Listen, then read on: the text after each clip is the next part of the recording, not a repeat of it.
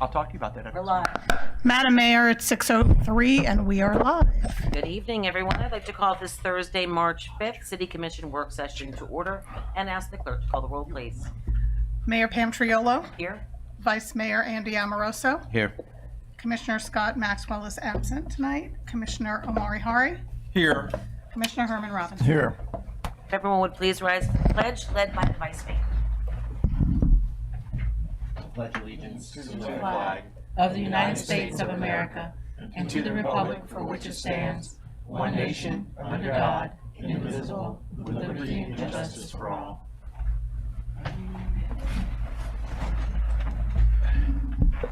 Okay. This evening we'll be talking about land development regulation amendments. And William Waters has the floor, I think, for much of the evening, so if you'd like to start. Sounds like a dance host. Thank you. For the record, William Waters, Community Sustainability Director.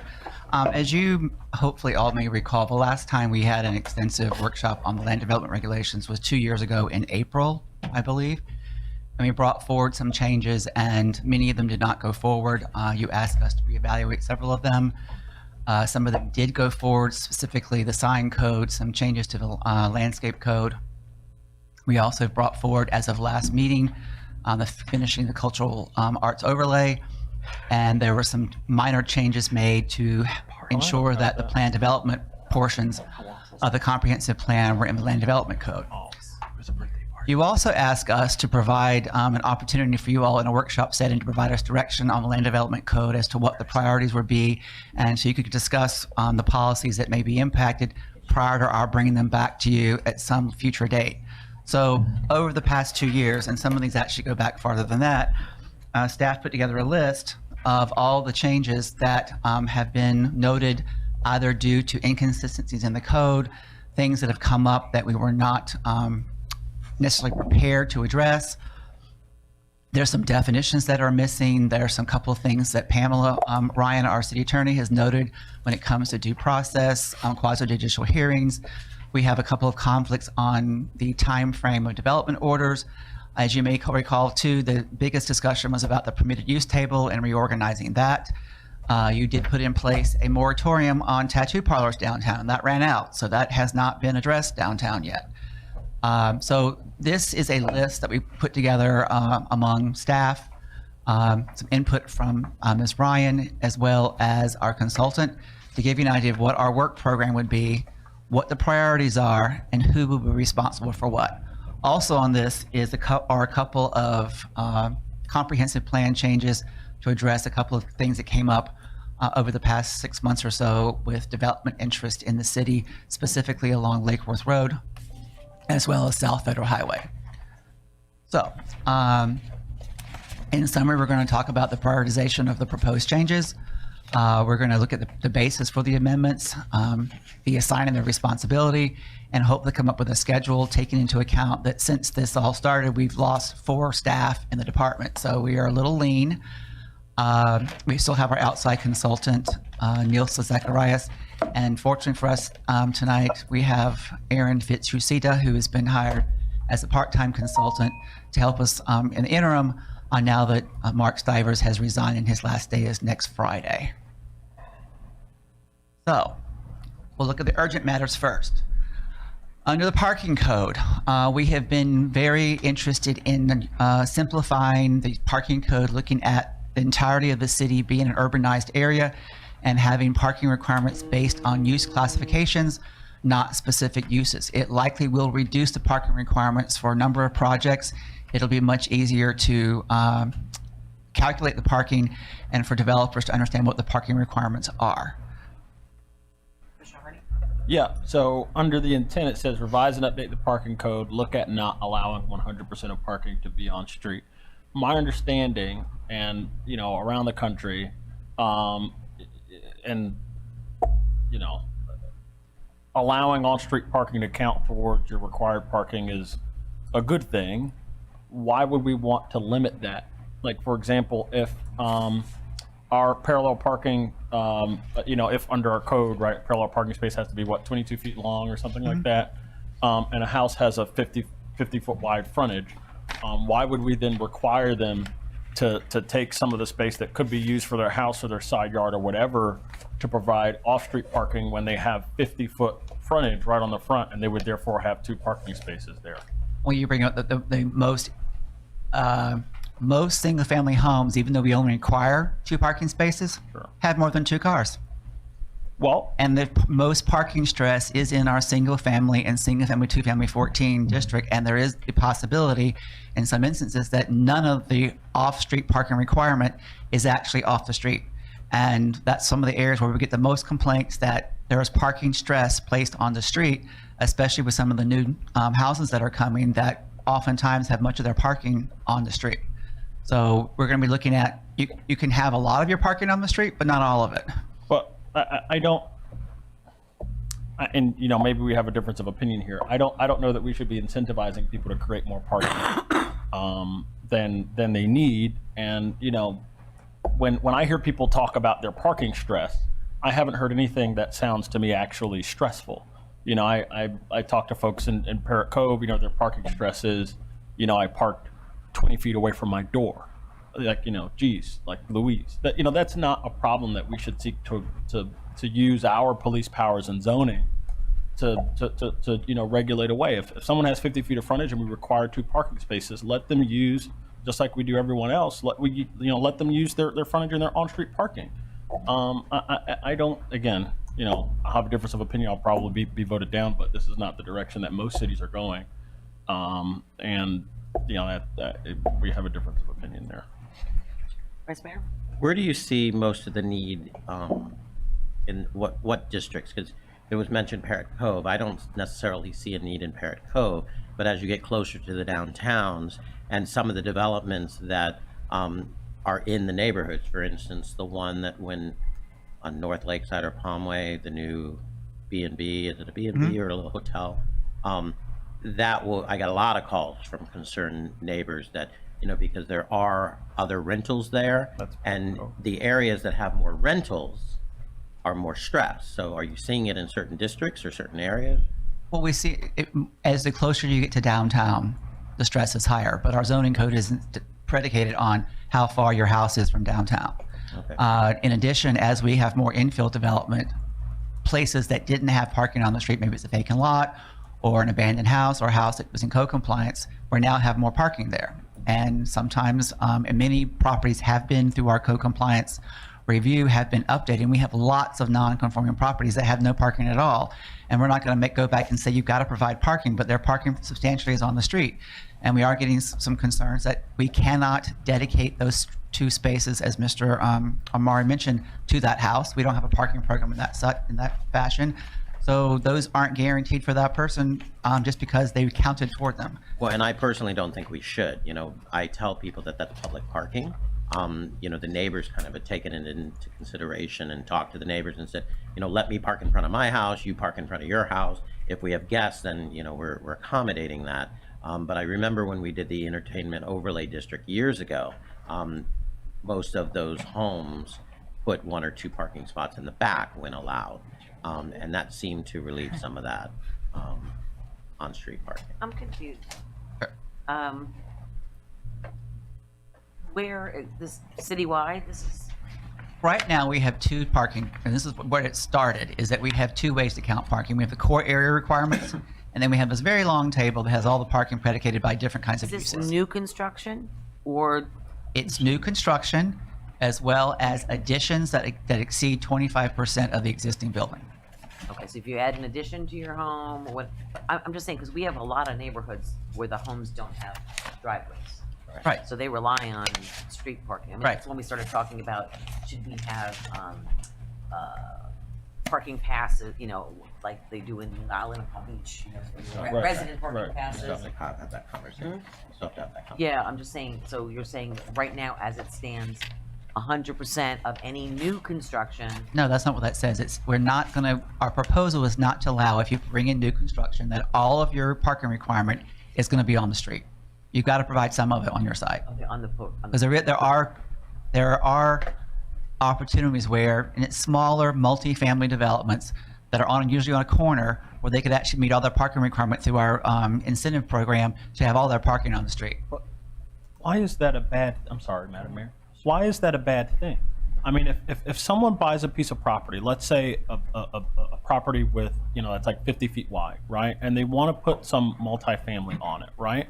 Forcing them to take a portion of their site, which they paid for, and devote it to car storage increases the cost of doing business on that particular space because it decreases the amount of space left for other stuff, right? And so I don't see why, parking requirements impose costs on people building stuff. I don't see why we should be and no one disputes that. I don't see why we should be stiffening our parking requirements on the basis of some random complaints from people who are really complaining about something that's honestly not that important. We're taking away someone's property rights to alleviate a problem that isn't anywhere close to the right that we're taking away.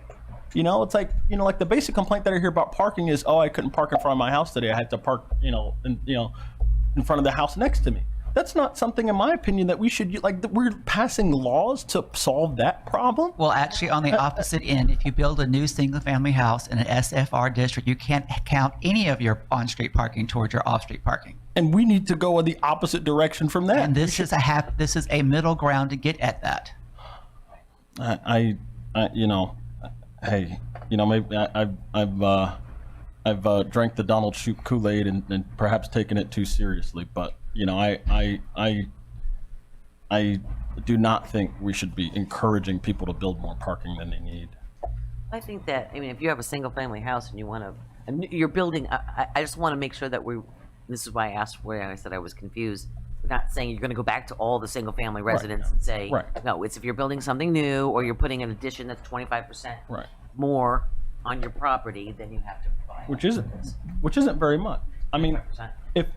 if you have a house that has, let's say, 1,000 square foot footprint and it's one story, and you build an accessory structure in the back that's 250 square feet, boom, now this parking requirement would hit you. That's 25%. Actually, right there. It wouldn't. Accessory structure doesn't have a parking requirement. Okay, so that wouldn't count as an addition to your house? No, it has to be built up. So like if you build an attached accessory structure or expand your house by 25%, I didn't all want of to a get in sudden, the minutiae of this because we'll be here forever, but on a single family home, you only have to have 2 required off-street parking spaces. We would look at what the condition was, and if you added more than 25%, and if you still have 2 parking spaces, you don't have to do anything. well, what if you didn't start with 2 parking spaces? And there is an exception in the single-family residential that actually is grandfathered in, especially in the historic districts. This really gets at the multifamily district and the single-family, 2-family, and above districts. I still don't understand the public good that we're achieving here. But we just have a disagreement. I'm probably in disagreement with most of my colleagues Same here. thing, But if we look at like the Bohemian, right? Mhm. Let's just use that for an example. And they're talking 200 units, Mhm. right? So you're looking at, say, if just one person lived in all 200 of them, just for whatever's sake. So that you have 200 people. Probably out of those 200 people, you'll have about 170 cars. Out of those 200 people, we're not mentioning the other people that are in there, the 2 people that might be living in a building that both have cars. Let's just say, so now 170 spots on the streets, up and down those streets. This isn't Manhattan. I mean, where are those people going to go? If you don't require some form of parking yeah, for that, you're going to put 170 cars on the street. Where do they go? here's the first thing I'll say. It's going to be hard to find 170 spaces in a property like the Bohemian. But I think a more apt example would be that quadruplex on North O Street. I think it's on the second, like the second block up, right? So I drove by that quadruplex. It's on the east side of the street a million times. I thought it was a single family home for years, right? And I go a little closer, looks like there are 2 doors. You go a little closer, there are 3 in the front and there's a 4th in the back. Now that's something that we don't allow to be built today. There are 0 parking spots on that site, okay? Now here's the thing, if someone were to build that today, even on a corner, right, where they would have probably enough space to park a car for each unit on the street, we'd say, no, you have to take some of your property, okay, and make that available for car storage, and if you don't, you can't build it. I don't think, first of all, that that's in the public interest, because I don't think we should be forcing people to you said that most people have more than 2 cars who live in single family homes. we shouldn't be easing or force developers to make car ownership easy with the law. Let the developer decide. If someone has 2 parking spaces on the front of their street, then okay. And if the developer or the homeowner wants to add a 3rd, then let them do that. But we shouldn't require someone to make more space for cars than they actually need. I don't think that's good. That has environmental implications. That has implications as far as how the neighborhood looks, and it also just has property rights implications. But you can't discriminate between that project that you're talking about and the Bohemian, right? It's got to be the one rule. Well, yeah, but the Bohemian can't possibly fit 100% of its units on the street, its parking spaces on the I'm street. saying, no, but the law follows through for either of those properties. Is that not correct? It's a far more complicated. We were trying to ease, and the intent of this is to try to make it easier, deal with some inconsistencies, especially when it comes to a 25-foot lot, and dealing with some nonconformities that we are stuck with. And the fact that as we get redevelopment, infill development, there is more parking stress, especially close to downtown. Well, what's the bad thing that happens as a result of parking stress? Like when you say parking stress, what's the bad societal ill that happens as a result of that? The That biggest should one we prompt get us is to that the neighbors call when a new development's being proposed, and we're allowing some of the on-street parking to count for that development, and that parking on-street's already being taken up by other people. How can it be taken up by other people if we only allow them to count parking in front of along their frontage? If you drive down almost any street in Lake Forest Beach, almost every space on the street's taken up already. So any new development just going to put more stress on that if it's all the parking's required to be on the street. Vice Mayor? We have a difference of opinion. Well, and I think health and safety comes into it too, because, yes, somebody can park down the street, not in front of their home, but if you're elderly, your groceries, at some point, there's a health and safety issue. And it also depends on where it is. Okay, so you have a development on a corner and there's a lot of parking, but then you have a development on a corner and there's no parking. And, because we have inherited, some of these mishmash of things, sometimes, there's 2 buildings with 4 to 6 cars, depending on, a husband and wife, a daughter. And yeah, you might not want to, encourage cars, but at the end of the day, they have them. And, they have to have somewhere to park them. Commissioner Robinson? Are we going to address any requirement, if they have an alley, to use the alley and the parking from the alley? That's going to be part of this change That wouldn't be in that section, but it is going to be addressed. tonight? Or do we have to come back to another special meeting to, It may. what, Might not be if we're talking about parking, You can bring it up and we'll add it to the list. I just can't recall whether that specifically is in any one. We've got, can we get through, there's 9 of the sorry? slides, I believe, so there's a lot to cover. Well, I'm in support of the happy medium.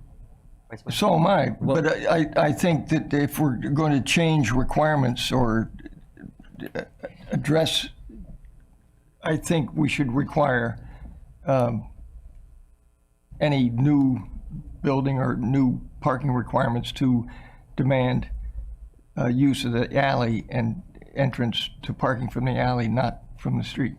That is in the code already. I was going to say, for isn't the that most already part. in there? Where it does not work necessarily well is that there is a requirement that the alley be serviceable in order to be accessible to the parking, and many alleys have never been improved. And so some people, from economic reasons, don't want to improve the alley so they can actually pull their car in from the alley. But that would address a lot of on-street parking. It would, and we do. So what, I don't understand why we're not including that in our discussion. We could include that, all parking for single-family residential, or if accessible from the alley, has to be from the alley. If you want to do that, we could put that somewhere in the code. I think that would be phenomenal. But it also needs to have a caveat that says the alleys need to be Well, that's already in the code. brought up to code, because we did some things with the NSP too, where we brought in some parking from the alleys, but we never did fix the alleys, and I quite often get calls to, fill in the alleys on a regular basis. Public Services has a requirement that it be at least a milled surface to the point where it gets to your property. Now, if you're in the middle of the block, it can often be a lot of length of alley that has to be improved, and I think that was one of the economic impediments to it being required of NSP2.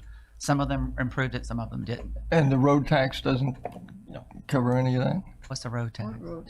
Gas tax. Or the gas tax? But that- Any there's not enough to go and, around. you know, bond money couldn't Your address. bond money could if you wanted to do your half-cent sales tax toward it, but I don't believe very many of the alleys were on that list to be improved. You were more focused on the main streets of the city and the ones that were main streets that didn't have any paving. I'm sorry. But if there's any development that is substantial development, we could incorporate some bond money to incentivize the alley versus on-street parking. That will be a policy decision from you. I can't give away your bond money to a private developer. I don't have. No, it's our alley, Right. and we're talking about public parking. And so, yes, I think somebody needs to be able to ask for it or use it. The alleys are wasted, and now we're talking about parking. Well, the big concern I have is in South Federal Highway, because a lot of those residents in South Federal are upset because there are people in those apartment buildings that are parking their vehicles in the alleyways up against their fences. Right, There's no but problem if they're using the alleys, if the alleys are going to be used, then they're not going to be parking there. They're going to be passable. Oh, gotcha. You know, it's like security. The more people, the more secure you are. Okay, and many of those alleys are not micro paved or whatever you No, said, they're- they're sand, they're lots. Millions. At least a million's on it. They're lots, sand lots. Yeah. Overgrown sand lots. Okay. All right. Okay, moving on. Under the plan unit development, there is a conflict in the code when it's referring to plan developments to west of 95, so we'll bring back that issue. It's unclear whether you can do an urban plan development of half an acre west of 95, and so we're going to clarify that. On filling stations, there's a whole multitude of issues that the idea of charging or recharging a car with whatever it is that you're using as your energy source has evolved a lot since a lot of our filling station rules were put in place. There's even stuff in Chapter 14, the business license section, that refers to gas stations and where their driveways can be. So we're going to collapse all of that and put it in one place, and then address the fact that filling stations likely will be charging stations, and there could be fuel cell stations, and there is even the possibility of hydrogen or natural gas filling stations. So we're going to put together some development standards. We do have interest in filling stations right now, surprisingly enough, as many as 3. And so we want to clarify that as soon as possible. Commissioner Robinson? The planned development, you said west of 95, but we can go 100 feet west of Dixie, right? Right? Under the charter. So if somebody came in with a 100-foot plan, would that be considered a planned development? The only place you could knock on the door of 100 feet under the land development code or through the comp plan is in the transportation oriented development zoning district. There are some of that. That's like where the Bohemian's located. If you maxed out its entirety of its everything on that site, the transfer development right program, you could get to a 97.5-foot building, which is, That would be considered a planned development? well, it has to be a planned development in order to get those density and height bonuses. Okay. All right. That was just a question, I guess. Okay. Ready to move on? Okay. Real quick, so did you say that we had 3 people interested in doing, are those all west of? No. Yep. And do we have a minimum or a distance waiver There for is gas stations? Well, there's that's what's interesting. There is something about the distance between filling stations. There's distances and minimum restrictions on the area that the convenience portion of a filling station can be. There are weird caveats to how far the driveways have to be apart. If you put it all together, it's extremely difficult to build a filling station in Lake Worth Beach. So we want to clarify that, and because we didn't. All the land development regulations should be in the LDRs and not in other chapters of the code. So we're going to pull those out, and you'll see later there are some changes to Chapter 14 and I think also Chapter 7. Because we had a conversation about convenience stores. Yes. But gas stations nowadays kind of fall into the convenience store. Well, So no one has a consensus on what a convenience store is. Is a convenience store the same thing as a Walgreens, a CVS, a Family Dollar, Dollar General, the bodega down the street, and the question or the is gas still, station? do we have enough? Do we want more? Is there a better use of? So we're probably going to propose that maybe this distance separation between convenience stores likely will go away because it's very difficult to define what a convenience store is nowadays, and have performance standards for single destination retail. That would make it, there'd be design parameters for how that would look regardless of what type of, whether it's a Family Dollar or a drugstore or a small grocery store or the convenience mart of a gas station. Thank you. On the mixed-use zoning district portion of the land development code, there is an inconsistency between the written document and the table that's there, so we're going to fix that. It's fairly innocuous, but right now under our code, you have to take the more stringent language. And I believe that what the intention was is actually in the table, and the written portion is more stringent, so it's going to follow what's in the table. Development orders. Right now, I believe the development order expirations, and this might include a development order, a conditional use approval, an administrative use approval, or certificate of appropriateness, are found in different locations in the code. We want to put them all into one section and have them all run the same time frame of they're approved for 365 days. They can ask for a 6-month extension from staff. Beyond that, unless they show due cause and other reasons, they can go to a board for an additional 6 months. At that point, their development order expires unless we have emergencies to call by the state, and those automatically, in some cases, give extensions to those development orders. But right now, it's in too many places. And we have, as an example, the Gulf Stream. If you look at everything, not everything is all synced up. They've asked for extensions, and we've had to figure out, well, the most important piece of it is the site plan, but the certificate of appropriateness lasts longer than that. So what good is the approval to do changes to a building if a site plan is no longer valid, as an example. Article 4, the development standards. We need to do a better job of providing the development standards that will be for specific uses. Well, I don't have a list of all of those, but we, right now, in that article, we have development standards for conditional uses. One of the sections is vehicular. There are a lot of vehicular uses that don't meet the threshold of a conditional use, but are administrative use, and we'd like to have development standards just for, regardless of what it is or what size, vehicular uses, and some other ones. So they'll be found here, and there likely will be clarification as to when those actually are triggered. We don't have a clear procedure for platting and unity of title of properties. That's the next one that we will deal with. We've had a lot of properties that were required to have unity of title. They were not replatted. It gets a little murky. And then also the platting process. We want to clarify how that works. And ultimately, you will be reviewing plats, but a lot of it you find, what are you looking at? It's just a plat, and it's confirmed by an outside consultant that the legal description is correct and all the information is there. But does it really need to come to the city commission? We'll look at that with our attorney and decide what is the best avenue, because it's a lot of work to replat something in the city. Hold on a second, Vice Mayor.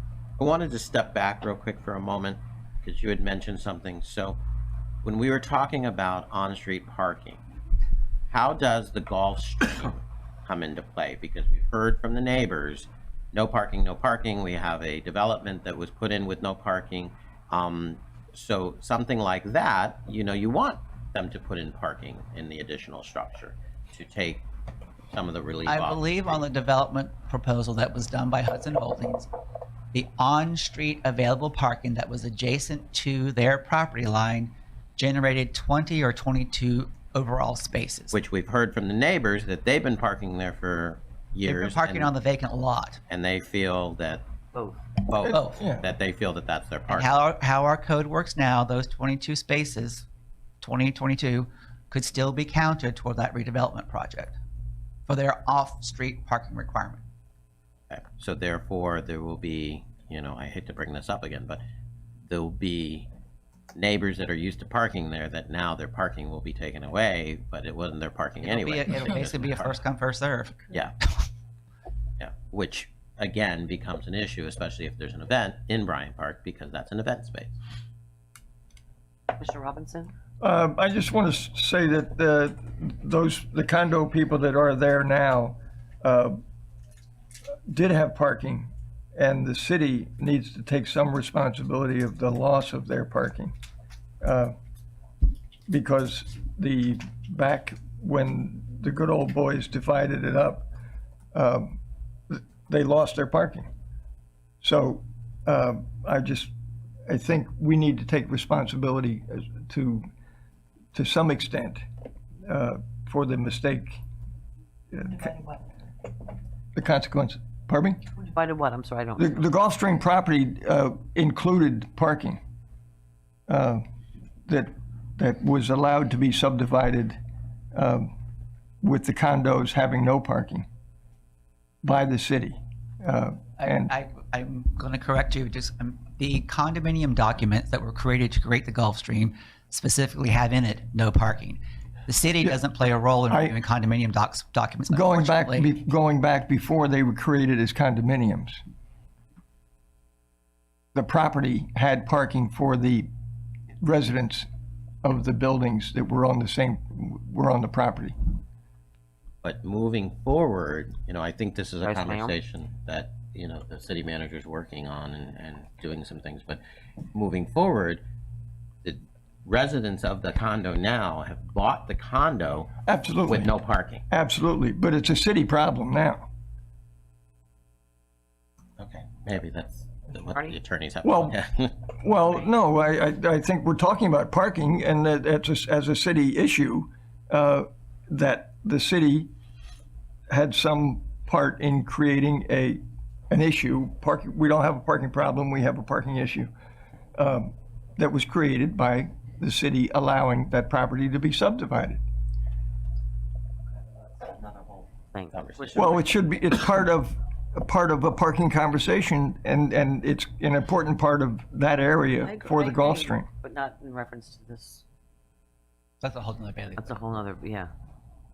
Well, No, I'm just going, we're Well, going if through we're these, going to, we're going through these LDR, each one by one. And I think that we should talk about that, Commissioner Robinson. I'm not saying that we shouldn't, but we should talk about it when we talk about everything related to that, so we can get it all and flesh it all out together, but not at this point. But I agree with you. then I can say when. Well, if I had a crystal ball. I was waiting for that. We moving on? Yes, please. I thought Commissioner Hardy's light was on. On the definition of height, with the new flood insurance maps coming out, and you will be getting a presentation, I believe, in April from Peter Ringel, our building official, and myself, as to the impact of that in the city. We want to make very clear how height is measured. And right now it's inconsistent. We have had a couple of properties that are not in the flood zone, and how our height definition has worked, they are having flooding problems because there was the ability to build a slab at below the crown of the road. And so when the road kind of fills up, which kind of serves as an intermediary stormwater management, it runs over the curb and into the building.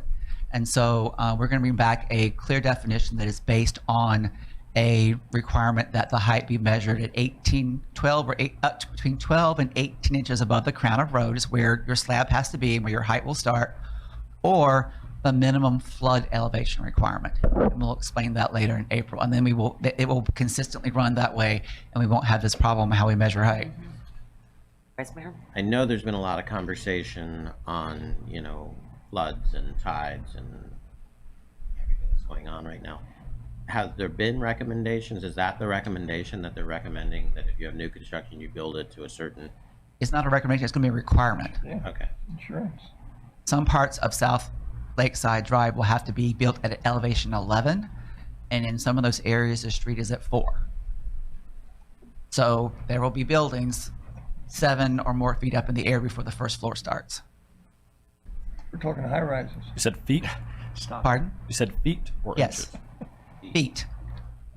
And that's the new standard. It's not. Flood zone. That's Flood zone. that's the proposed flood areas, and the flood zones have expanded. They're almost entirely up to federal highway in most of the city.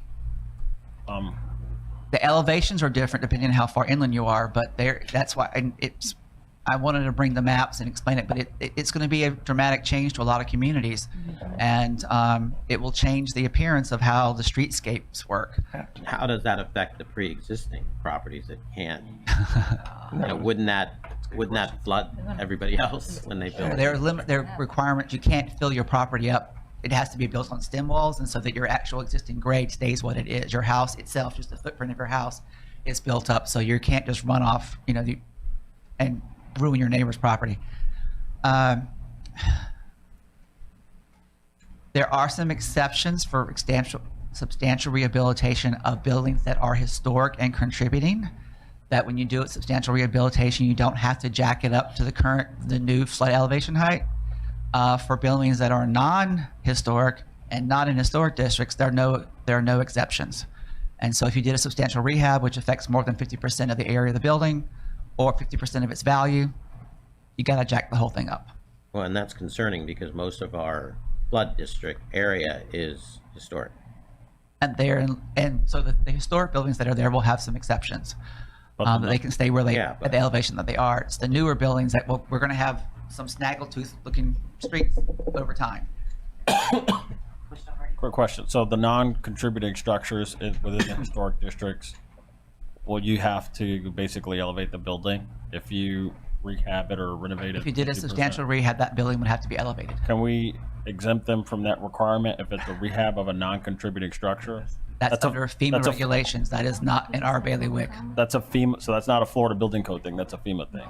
Mm-hmm. So what are the, let's say so please explain to me how the federal government interacts with us as far as building standards. Well, there are flood insurance requirements. Okay. We almost lost our rating by some of the lax adherence to FEMA regulations. We're now back to a rating 7. Without flood insurance availability, many people could not get a mortgage to build in a flood zone. Okay. And FEMA provides the flood insurance. And if we do not have a rating, we don't have flood insurance. And so the rating is determined by the ordinances? Our adherence to that requirement. Every building that's built in the flood zone or expanded, we have to do an elevation certificate or an explanation of why it wasn't brought up to code height-wise. We've done a lot of them this past year for contributing properties in historic districts. How do you actually elevate them? Are you like stilts? Or are you talking about It could be. higher foundations or? It could be stilts. It could be higher foundations. It depends on the elevation. And we'll go into that a little bit when Peter and I come back to visit you, the different options for elevating a building or what type of foundation it might have. And will that be part of an overall discussion, including the new FEMA maps? Well, that's the presentation's about. Presentation, okay. And you I won't may find that it's too much in the presentation, ask us to come back for an actual real item. I'm sorry, Okay. but that wasn't my actual question. Go ahead. All right. So our charter defines a structure a certain way and has height limits for structures. Does this affect, for example, does this affect the amount of habitable space that would be allowed within the 65-foot height limit? That's Clarifying this height restriction definition, or the height definition, will not reduce the amount of habitable space in the 65 feet. Okay, so, all right. So basically, those first 7 feet wouldn't count as a part of the structure, Right. that our charter talks about. Yes. Okay. All right. And then the other thing is there a requirement that those 7 feet not be habitable? For example, like if you wanted to have I don't want to say like a basement, but It can be garage space. it can be garage space. It has to be flood vented, which means that if water were to come in, it can't go around the foundation, it has to go through the building. Okay. Many buildings are built with breakaway walls, so that if flooding happens, that first level is gone. Okay. So you can have usable space within those first. I don't think it can be air conditioned, but it could be usable for garage storage. Well, that's rough. Well, it's kind of hard to put in flood venting with an air conditioned space because flood vents have holes in them. Right. Okay. All right. Thank you. Mr. Robinson? Is there any consideration for the hodgepodge that you mentioned? Possibility, the reality of a hodgepodge, going back to contributing buildings in the historic districts? There may be pressure from some of the neighborhoods or people that own, and we've already had 2 requests for this, for their non-contributing building to be reclassified as contributing so they could actually do a substantial rehabbing and take advantage of the exception. And so it works both ways. Yes. Are we talking about the community or the 3 individuals? What 3 individuals? Well, we're doing them one by one. There has not been interest in us bringing back to you a redesignation of the historic districts, adding all the buildings that could then be considered contributing. If you would like us to look at that, we'll be finished with a survey work in the city the end of this year, and there are numbers enumerated in those surveys as to what non-contributing buildings now qualify or could qualify as contributing. And whether you want to tackle each district one by one, that will be up to you. We'll bring it back as a work program for FY21. Let's move on, shall we? Okay, parapet. Right now, there is a incentive built into how we define parapets that incentivizes basically a flat roof building that allows it to be much taller than our building with a normal roof. They're hipped, and we're going to clarify and fix that little inconsistency. Fences. There are some inconsistencies in how we apply the fence regulations that are found throughout the code. The major thoroughfare guidelines which you adopted have some requirements in them or guidance, and then clarify also where we're allowing chain link fencing and where it can't be used. This comes into the next item, which is dumpster enclosures. Some of the regulations for dumpster enclosures, and which effectively is either a wall or a fence, are in conflict with portions of the Land Development Code, as well as major thoroughfare guidelines. I get a lot of calls on dumpster enclosures, and at first we were not connected with Jamie's department. We were kind of doing code, and then Jamie's department, you know, the trucks couldn't get in when we were asking them to do certain things. Most recently, there's one where they have a dumpster enclosure, or they want them to put a dumpster closure in, but it actually takes up one of their parking spots. That we've had numerous instances of that. Yeah. Yeah. So my question is, so if you have a building that you tell them they have to have a certain amount of parking, and this particular building doesn't have handicap parking, so they were also said, what if they come back and tell us we have to have handicap parking, and then they're taking one of our parking spots? You know, it's got a lot of ifs, but how do we tell them that they need a certain amount of parking spots for the units that they have, and then we just all of a sudden take one of their parking spots because we want them to have a dumpster enclosure? That is a different item. We'll bring it forward to you because we are confronted often with that the dumpster is dumped or dropped off at a location without the dumpster enclosure being in place. And then it's a code violation that we've actually implemented or imposed. And quite often we ask them to do a dumpster enclosure like this, and then the trucks can't get in, or it doesn't work for the trucks. Well, the dumpster enclosures are all reviewed by Public Services. They have a policies and procedures manual that describes how the dumpster is supposed to be approached, how big it has to be based on what yardage the dumpster inside has. That needs to all be rectified, and likely we will have to come back with an unusual caveat to our code that a non-conforming property, it doesn't meet parking requirements or something, has to have an exception that can be administered by staff that could allow their parking requirement to be reduced to facilitate health and safety issues such as a dumpster enclosure or meeting ADA compliance. Because we've had several properties have to go request a variance, and we've supported it by a board in order to provide their required handicap parking because somebody filed an ADA suit. And so we're like, okay, so it usually takes about a space and a half, almost 2 spaces to do an ADA space. So technically the number of spaces is going down, and so then you become more non-conforming.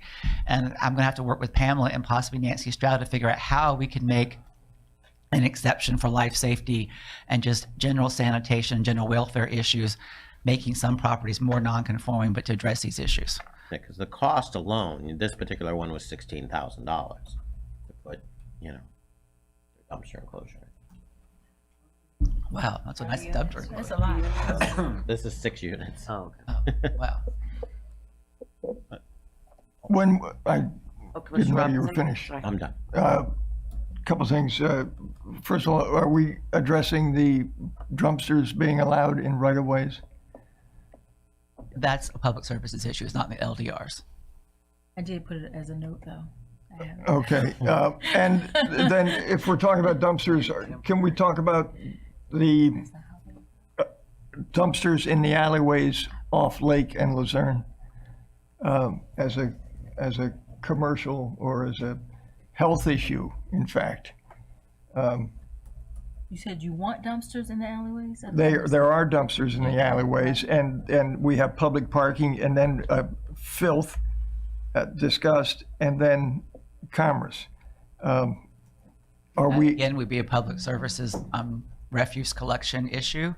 Except that we have some shared dumpsters downtown that are just sitting there. For instance, we have shared dumpsters on city property that are not enclosed. Yes. So are we City addressing property? that tonight? You know, how, you know, because this is the only time we can have conversation that we all have input in. And it's relatively important, the appearance and the health of our alleyways downtown. No, this is the right time to talk about that, because this is the issue. So just so Pam's clear, so we have shared dumpster space for merchants downtown Okay. on city property in city parking lots that are not caged. And we get a lot of calls on them because they're overflowing, they're dirty, they're not maintained, they have graffiti. One last week, the wheels were broken off of it and stuff was leaking out of it. Those are the calls we get. But if we're forcing everyone else to do it, Absolutely. we should be doing it on our own property. So what are we going to do about it?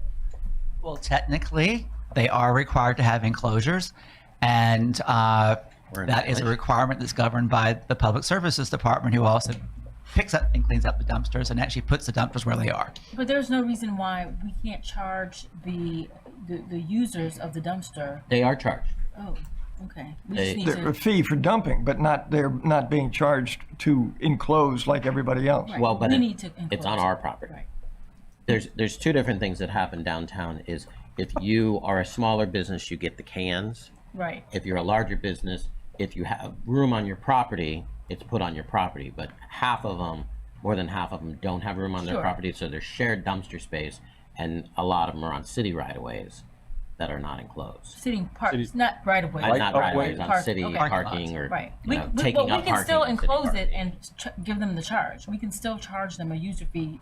Well, they are being charged. Create. Oh, to create that? Okay. Absolutely, because it's for their benefit. I don't know how that's gonna work, but Well, are we going to ignore Special the, assessment. are we going to ignore the problem that you recognize? no. So what are we going to do about it? I don't want I'm to not the ignore department to be asking that question. I'm sorry?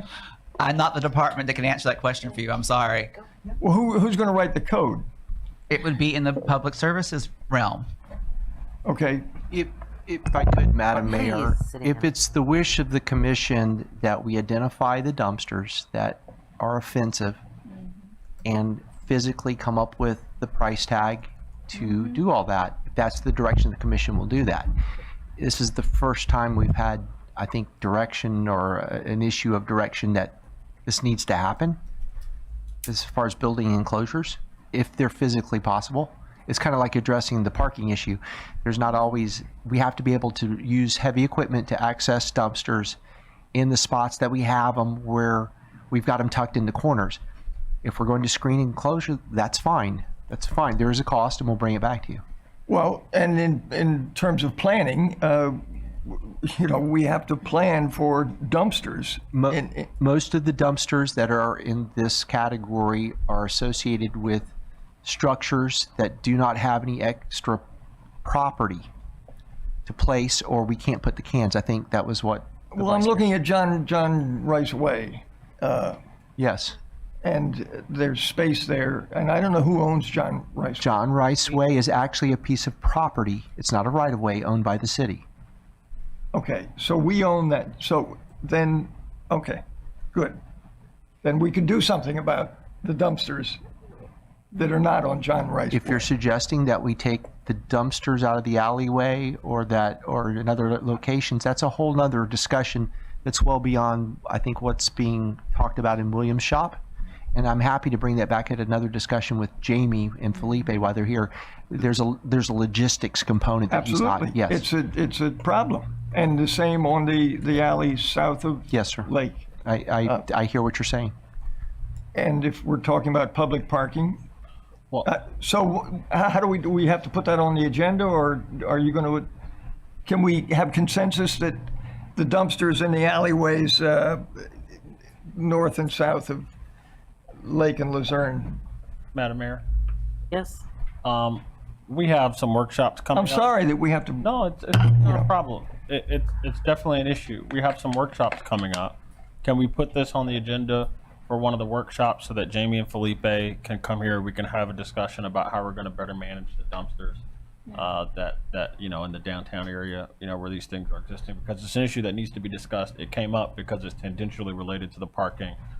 We just don't have the staff here to discuss it this evening. Can we do that? Can we put that on a future agenda at the next available workshop? I don't know if it's the next available workshop, Madam Mayor. We've got quite a list of projects ahead of this. I'd prefer the ability to go back to staff and talk to them about this issue, see what data is available. Then I can distribute it back to the commission, and then we can bring it forward in a workshop environment as the Commissioner Hardy's suggesting. But I don't want to start bumping a bunch of things that are already lined up as priorities. Well, I don't want to bump anything, but I just want to add it to the agenda. I consider it a priority. That's all. I mean, and That's I fine. can, just add it on the agenda of a workshop meeting before the end of April. I would like to have this discussed. Thank you. That's all. I'll send that in an email, and my understanding is that that gets an item on the agenda. Okay. I don't have an issue with that. I'm not trying to be obstinate about it. I'm just saying this workshop was about the development code. Exactly. It's not about the Public Services Department. Right. Correct. We need That's to- what, I just want to say that one more time, and again, please don't think I'm being adversarial in any way, shape, or form. That when I try to hold things to the agenda, it's just because that's what we have the time allotted to do those things. It's not personal, and it's not. We just have a lot to go through. Yep. But most definitely, we can add it to the agenda. It's all important, and I want to make sure that we do that and get heard. But let's just try to get through the tasks that we have, because he's been waiting 2 years for us to get through these. All right, let's continue on. Okay, stacking distance for gates. As we get more intense development coming to the city, there are requests for gates to secure properties, and we don't have a good, clear performance standard for how far the gates might need to be in the property to prevent overstacking on the streets. And so we'll address that with that item. What does that mean, stacking on the street? Well, let's say you got a gated community Right. and you've got gates, and the gates are at the property line. Well, Right. all stacking to get through the gate as it Oh, the opens car and closes stack. are actually going to be out in the street. Gotcha. And so there is a minimum performance standard that we would like to provide, so that you maybe have to have at least room for 2 cars to be backed up on your property before the gate, or something like that. So, Vice Mayor, I'm sorry. sorry. Are we talking setback? It'll be a setback for the gate system. So don't we already have, is it 18 feet? What is our setback now? Depends on where you are. Okay, so that changes no matter where, so. And a gate is not a building, so the setback for a building is not necessarily the setback for a gate. Okay. But some of this stuff, I know it seems sort of trivial, but if you don't have it written down in a law, people want to oh, I don't want to do that. How do you make me do that? So we do our best. And like the mid has double gates, and they're set fairly well into the property, and there's not a problem. We have other ones that are arguing that, oh, I think the gate should be here. And I'm like, well, you only have room for 1 car. And you've got possibly 200 units there. Is that really going to be appropriate? Well, I'm thinking South Federal Highway, where the gates are so close to Federal, but also you see there's no additional parking there, so they're parking in the empty dirt lot next door. Because again, I think, I think that. But stay on whatever. gates, folks. Stay Yeah. on gates and not observing everything around it that happens. There, Madam Mayor. It's stacking. Commissioner Hardy? I see them as a little related. If we say to Absolutely. someone, you have, I'm thinking about what's the name of the one. Do they have a gate to get into their parking? I don't think so. It's not. Harmon. Yeah, yes. Pardon? So Didn't Harmon? Underneath. requirement. Yeah, I mean, but like you can just roll in, like a random car can just roll into their, I don't recall that. Okay. Well, I'm just worried about the implications of what happens to the project if we require someone who's designed a project such that I know someone's shaking their head. If we, shaking my head. if we, require someone to put their gate in, obviously there's a reason why they don't want to do it. Does it have the potential to make a project a little more difficult depending on how much space there is on the property? Well, and we'll have to take that into consideration. The stacking distance is also related to the traffic count for the project. The one might not really have a requirement for the gate, if it had one, to be pushed back too far, because it's very, very, very rare you're going to have more than one car there. But a gated community that has 300 units in it is probably going to have a far greater demand on that, and it should have more of a stacking distance. Okay. I mean, because that land is basically dead land. Unfortunately, yes. And there's been a preference that we not have gated communities in Lake Worth Beach, but they are being requested of more and more, and so we need to address them as they come. Yeah. I mean, look, we've had these discussions before. My general preference is to not, make land less useful in an attempt to accommodate cars. And it's it's not even people, it's cars, Point of order, Madam Attorney. We've gone through a lot to try to make cars as easy to use as humanly possible in cities, even cities that were designed before cars came around. And there are implications for that. And I probably on the wrong side of a disagreement, but Hey, growing up in New York, you were lucky you could find a spot in Manhattan. and no one in the sky 3-4 didn't blocks, fall. and you could only an alternate This side guy of the did street not fall. parking. That was fun. Yeah, and To go up, move your car one night, also and then on the mass other. transit. yeah, Yeah. No, but and they have built out mass transit. Madam Mayor, just to add the point that all the people that complained to that all moved to South Florida. They're here now and because they didn't like the parking. there's this chicken or egg question, and at the end of this, there's this thing about walkability, and improving walkability. There's this chicken or egg question. What do? Do you take away the regulations that make cars easy as heck to use at the expense of environmental issues, urban form, and all these things before you get the mass transit, or do you get the mass transit and then you do all that stuff to stop accommodating the cars? And I think there are a lot of people who are saying, you know what? Let's stop thinking about cars first. Maybe put them last in our considerations when we're writing our LDRs, and cities will develop in a way that people aren't using cars less because that person who has 4 cars feels the pain of not being able to park them and says, you know what, I'm going to sell one, or no, Junior, you don't get a car just because you turned 16. It's going to be a pain in the butt. Like, those are the decisions that we're not forcing people to make, because we're saying, you know what, we want people who build stuff to make it as easy as humanly possible for them to use their cars. And I'm going to play devil's But- advocate now, just on the opposite side, just Yeah. with that analogy from New York. What you're going to have is you're going to have people moving into these new developments that don't have ample parking for their residents that are in there. You're going to have a set number of people in those developments that have more cars than they should have in that development. They're going to take all the available spaces. People that just have one car are going to say, why don't I have room for my one car? They're going to complain, and then the people that build those developments are going to cycle through tenants because they have constant parking issues, and they're going to blame the city. Or, well, no, because, and my complex, which is, it's like a plan, I think it was a PUD, there aren't, there isn't one car for every bedroom, right? So, we have a system whereby every person gets one parking pass, okay? And if you have 2 cars, you're just out of luck. And guess what? I went through that last year when I had a loved one living with me, okay? I got rid of my car. That's the decision that I made, right? And that's the decision that we're not forcing people to confront, because we're using our regulatory power to require developers to make it as easy as possible for people to use their cars. That's a decision that should be on the developer. He knows what makes his project work and what doesn't make his project work. And if you don't require parking, that developer's still going to build it. He's just going to build it based on his understanding of his own customer, who he knows better than we do. And so there are so many creative things you could do with parking when there's not a lot of it. But again, when you incentivize people to create more parking, Let's get no back- one does it. Get back to the, So get back to the, you know, Commissioner Robinson? Commissioner Amoroso mentioned stacking at the cloisters.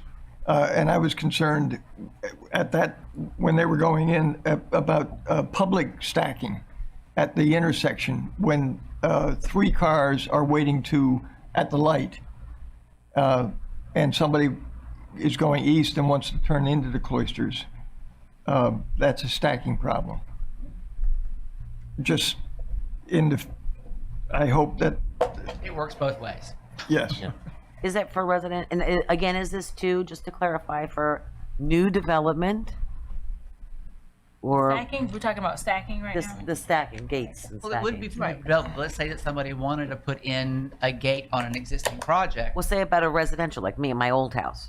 Well, it had- some of this doesn't apply to single-family residential. Okay. It really applies to multifamily. Yeah. Okay, And there's a life safety issue too, because of our rights of way being narrow. If you have too much of a stacking, cars are stacked up there, where does the fire truck go? Or where does the ambulance go?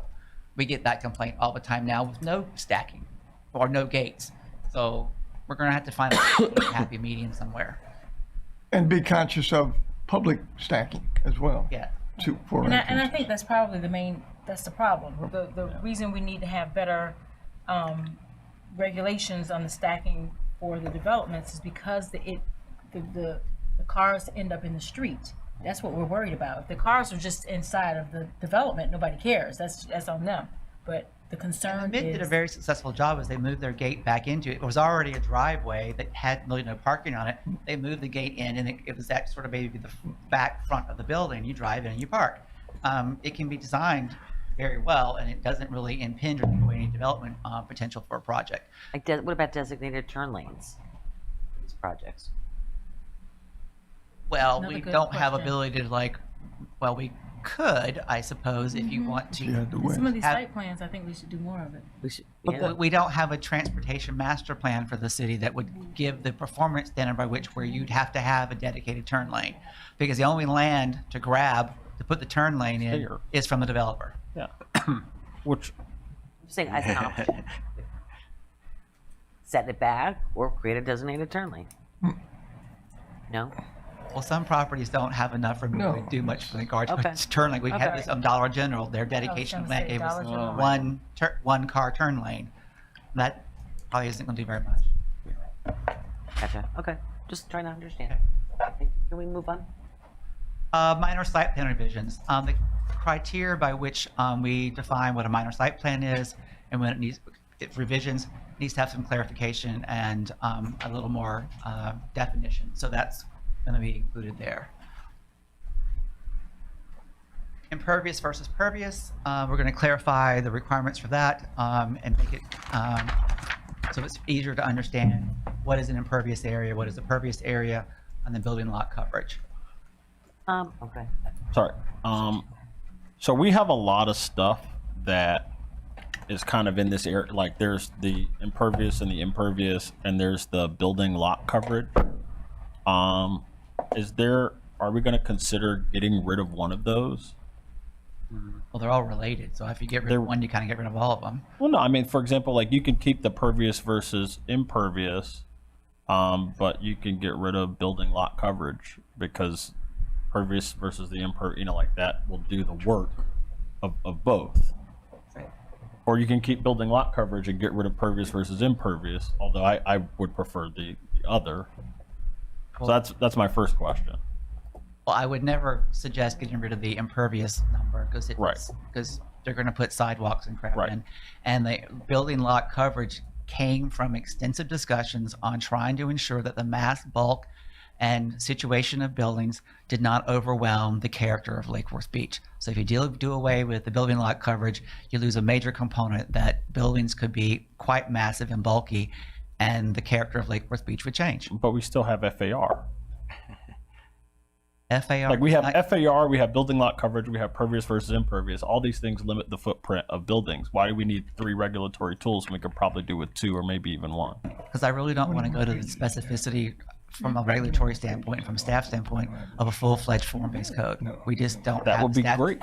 That would be phenomenal. And form-based codes have FAR, lot coverage. Some of them lot do. coverage, building styles, because we also appreciate in Lake Worth Beach a variety of architectural styles, and a form-based code is very difficult to implement if it takes into account more than just a few architectural styles.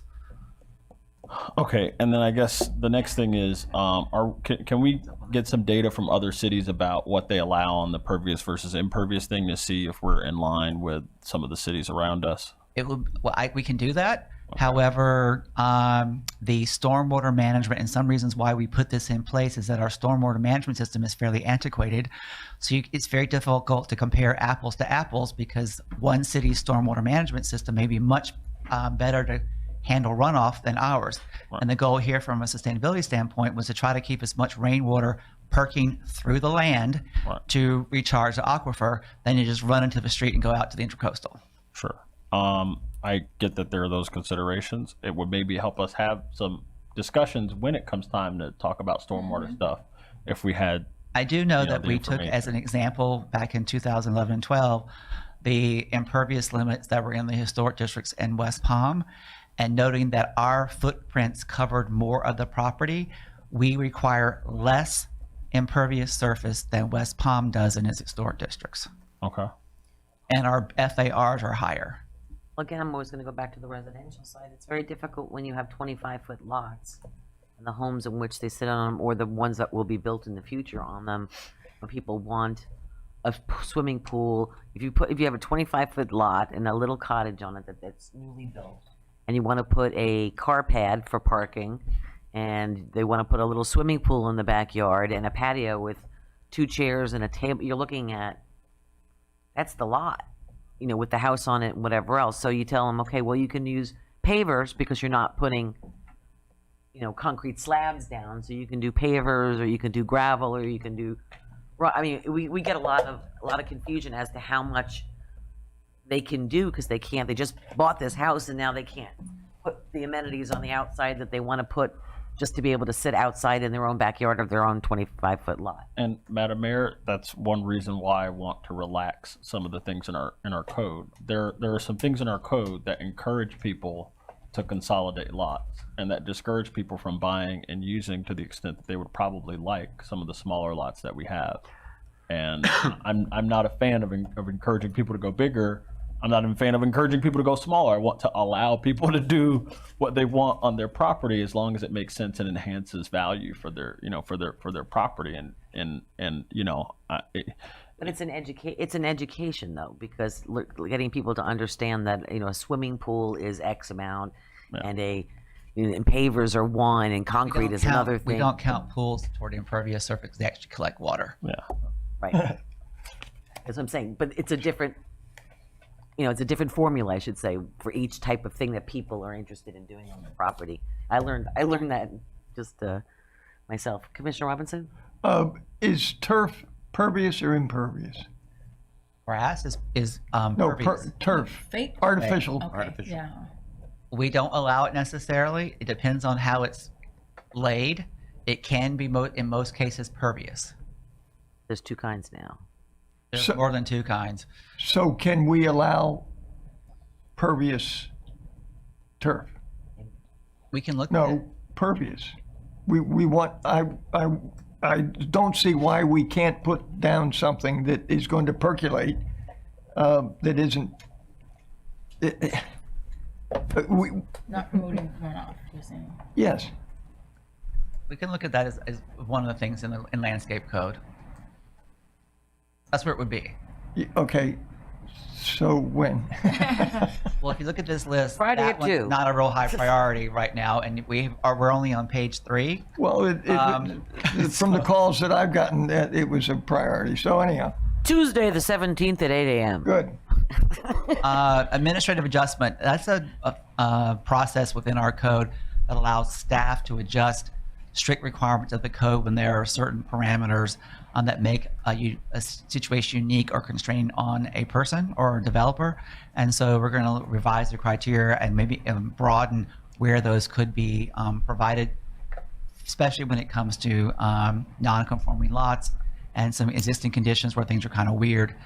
We hate to have to send people to a board for a variance. And so we'll deal with that on that one.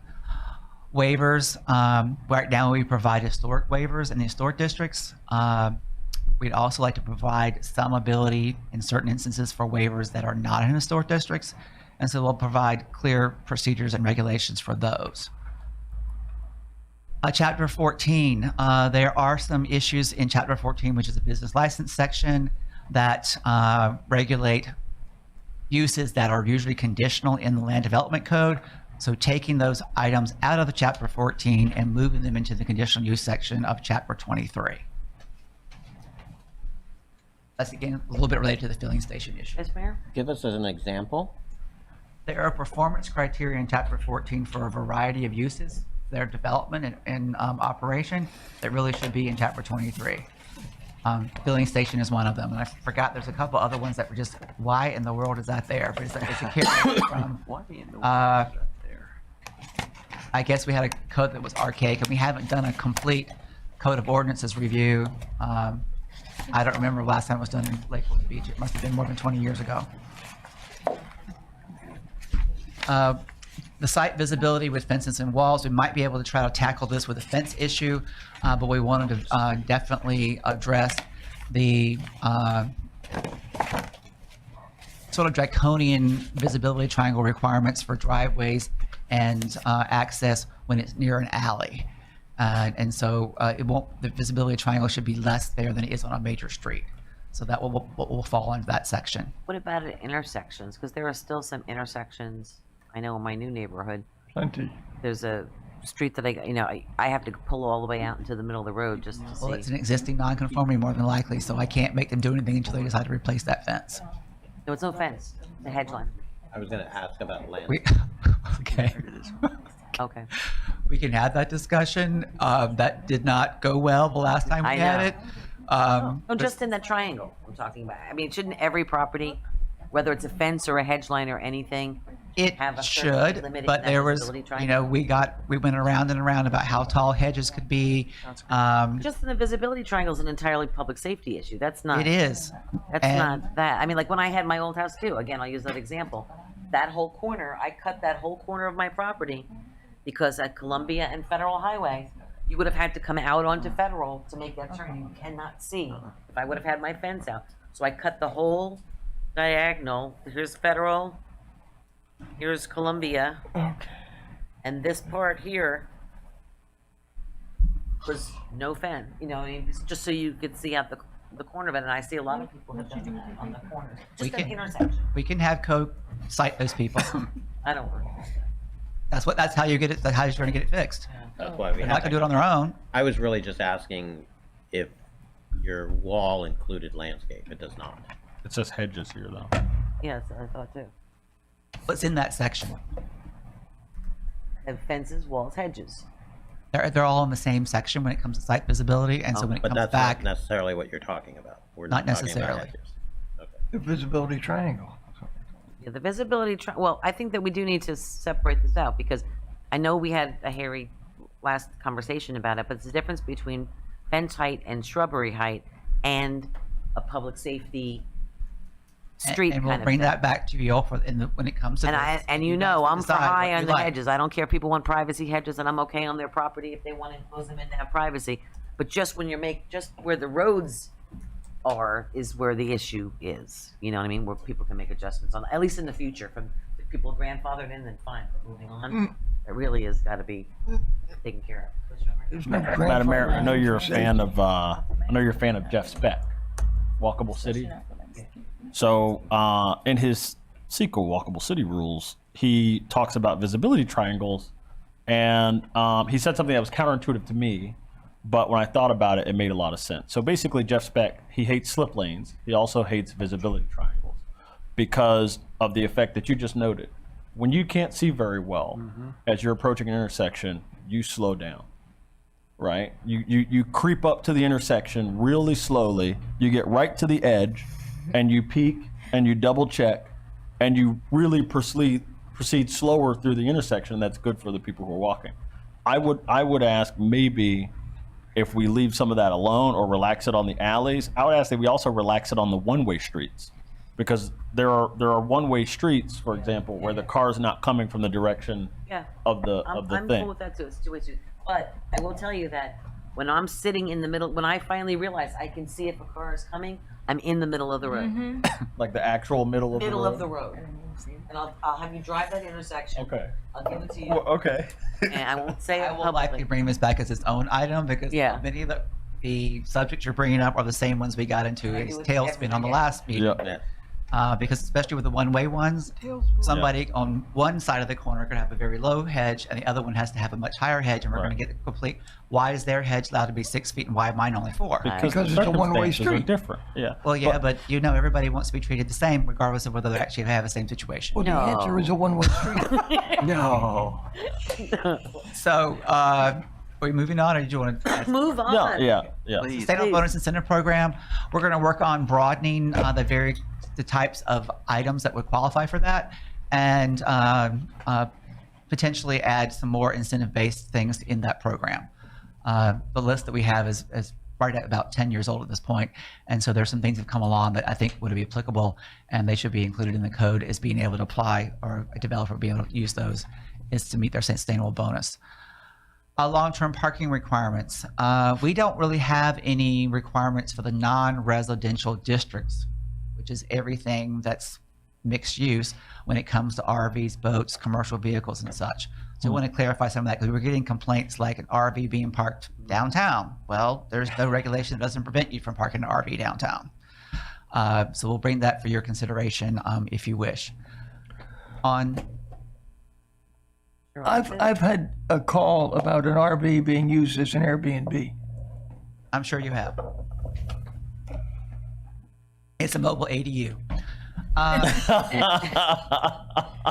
Wow. Or permanent residence for some, Yes. in the middle of the road. We've had them be permanent residents on people's property too. Absolutely. Oh, yeah. Oh, yeah. By extension cords. Extension cords, And, yes. and people living in front yards. And But what do you do? How do you differentiate that between someone, Aunt Sue and Uncle Larry, who took their RV and drove to your house from Arizona?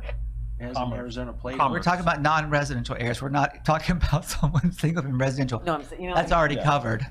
Okay. it's Lodge- already covered if somebody's visiting. Is it? I don't Does think it we say how long they can? No, visit? we didn't cover Same that. thing with boaters. The thing about it is, by the time Aunt Sue gets here and has parked her RV with her Uncle Charlie, and somebody from College Park comes and complains, we get the notice out, we give them the citation, Aunt Sue and Uncle They're Charlie have gone. already left. Yeah. Right. When it becomes there for a extended period of time, That's different, that's right. which is different. So they already looked at it on a case-by-case basis. And the boat situation too, like when people are coming and going, when we had the conversation about boats, when they're coming and going from an outing and they're dropping their, going off a boat ramp or whatever, and they have it and then they clean it, they rinse it out with the hose and whatever and do that stuff. And then, but I've seen a lot more go behind covered areas since our last discussions. They're out when they're obviously using them, Right. you know what I mean? But they're going back in and it looks a lot more uniform. It really does. In my district, I see a lot of undetached units, for lack of a better word, things that are like the white enclosed thing that you would pull behind a truck to do landscape maintenance. Trailer? Commercial vehicle. Trailers, Oh, yeah, they- trailers. there's a lot of those. The black flatbed unhitched things that, Equipment trailers. that are sitting on the street in front of the house or in the yard. There's a lot of that. And our code is archaic in the sense that almost everything that is not a station wagon or a sedan is considered a commercial vehicle. If you really wanted to get down to brass tacks, you cannot park one of today's pickup trucks in a residential area. 3/4 ton. Actually. And so we're going to be looking at that as So well. they should be moved. You're saying that we're not having them removed? We're not having them removed, and neighbors are calling that, They're there's not one allowed. that has 3 different things like that in their driveway. Undetached? Undetached, backed up. There was one on There for Federal a Highway short that had period the of time. pressure cleaner machine, that thing that they tow. They had the pool supplies. And I- one But they and- got cited. Did they? Oh, I didn't know. Right, you're Yeah, not some- supposed to have that. Yeah, they're not. Well, there's the one in a residential area that has, Lakeside? no, on Duke. Has like 46 different That's a storage whole nother units. one. That's the guy, Well, that's I'm the guy that lives interested in in Alabama. seeing how this pans out because We know them all. one of those I was told I know a guy. because it had somebody's name on it and it was a vehicle, they're allowed to park one vehicle. Or, One commercial vehicle in your yard. but I argue, and I know it's RTK, I argue that it's a commercial vehicle because it's not attached to anything. It may be used for their commercial job, but I would argue that the truck that they pull that with is the commercial vehicle, not the piece that's sitting there abandoned in the street. The trailer. The trailer. trailer. But we talk about trailers. It's defined. Okay. It's not just a commercial vehicle. You may be thinking of a certain type, but we define commercial vehicle as including those other things. Okay, because I think we need to do a little better with the departments because Right. when I call in, the code can ticket it, sheriff's department can ticket it, and the parking division can ticket it because they're all three, Are they on the street? it's on the street. Oh, yeah. It's in the right of way. So there's a lot of different pieces. There's some in the driveway, but these are ones that are left on the street.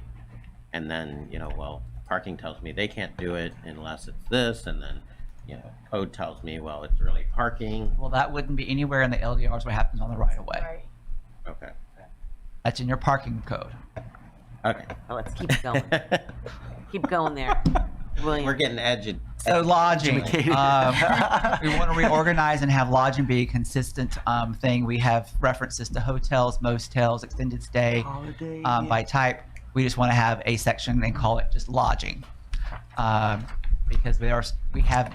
And it used to be, your motor lodge. You would enter the building, the rooms from the outside. A hotel, you enter them from the inside. We have some different criteria for a hotel versus a motel. We want to make it simple, Lodging. especially now that we're trying to get some more hotels. Some more specificity on the applicability of performance standards for permeable materials when it's off-street parking and maintenance requirements. Many permeable materials don't have that long a life permeability unless they're cleaned or maintained appropriately. So we want to put some performance standards to ensure that that permeable material stays permeable. Maintenance easement. We have no requirement that if a building has a zero lot line wall, which happens in many of our mixed use districts, a requirement that there is some kind of maintenance easement that would allow the owner of the zero lot line building to access the neighbor's property to paint it or fix it or something. And so we were going to have some issues as we get more infill development. Whose wall is whose wall and how do I get there? And West Palm has dealt with this because they have some buildings where there's like a foot gap between the two walls and all kinds of crazy stuff happens in that 1 foot that is a no man's land. So we want to put together a maintenance easement that protects both property owners and as well as the city. Vice Mayor? Would it, because you said there were issues, and I could see issues being in there, but also like my old building, 600 Lake, and the adjacent building was zero. And we had a lot of issues with, it was just enough room for birds and bird crap.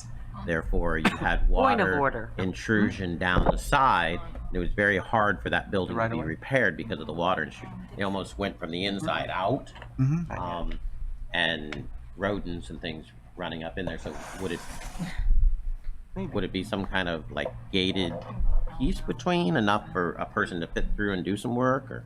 Well, no, the real goal would be to have it built out, but that little gap is not there. Okay. And the maintenance easement would actually, in essence, sort of tie two buildings together, and there would be a maintenance easement that the two owners will share the maintenance of that that 1 micrometer of space that they share.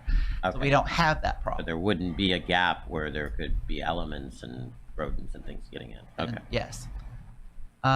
Temporary uses in food trucks. We don't really have a clear temporary use section. And so we want to put those regulations in. And right now we only allow food trucks in conditional use approved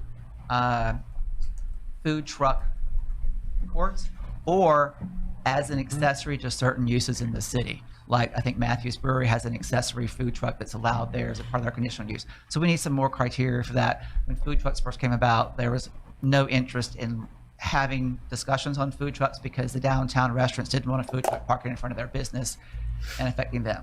Well, at this point, 8 years later, food trucks are much more popular, and it's time for us to up our game and have a food truck provision in the code. Mr. Robinson? How do we tax those then? I don't know. I have to get back. Well, I want to tax them. I don't know that we can, but we will do our best to do something. Well, tax the property exceptionally or differently if they're the property that they're parked on then. You want to tax them, If But- if it's parked, I want taxes jacked up But on they're- the property that it's parked on. but they're not there all the time. They're there for 3 hours. If it's going to be used once a week. for a or- food truck, jack it up. Hold on, I've got, One moment. he was up for you. Go ahead. No. So 3 different things come to mind that people have brought up. So I want to open a hot dog stand. This came this week. I want to do a hot dog cart, or another one was a coffee cart. They were both out during the street painting festival. What's that? Both of those were out. Okay. So I want to do this. Somebody has given me permission to do it. Right. How do we? You can have regulations. Yeah, You so can have it's regulations. on their property that they already have a business and a business license, and how do we, like, to go to Commissioner Robbins, how do we tax them? How do we get a business license? Because somebody says, if I get a business license for a hot dog stand, and I said, well, first of all, you can't just pop up anywhere. It has to be part of an event. And I said, the way I understand it is you will have to have a license for every city that you're going to bring that hot dog cart into. So I get that a lot, but then you also have, on the Western community, we get a lot of calls about the little ice cream carts, the things that are just in the neighborhood, riding the neighborhoods, door to door. So I'm curious to see how the I mean, we're talking about food trucks, but I think we need to talk about all the pieces that go with it. I mean, a traditional food truck will come to an event, set up, be there for a temporary period of time, and they're getting a business license for the city, and they're getting a business license for Palm Beach County.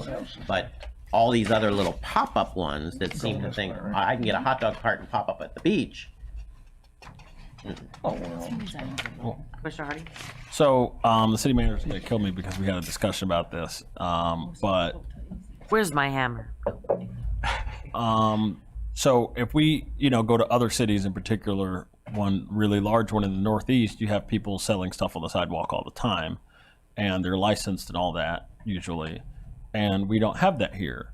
I don't know why we shouldn't allow it, but I'm wondering if there's an opportunity for us to allow for that kind of activity to occur by getting a license from the city that you'd have to pay a lot for.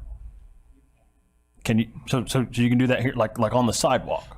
We already have a right-of-way use permit that Public Services has administered. If you like the sidewalk cafe permit, if you would like to set up a temporary something in the right-of-way, such as selling something like that, it would not be a business tax receipt or business license necessarily, but they do have to pay for that portion of the right-of-way they want to use for their personal use. Is that Or personal gain. allowed, for example, downtown or elsewhere? Like, where is that allowed in the city, and where is it not allowed? That's what this will be discussed in that section.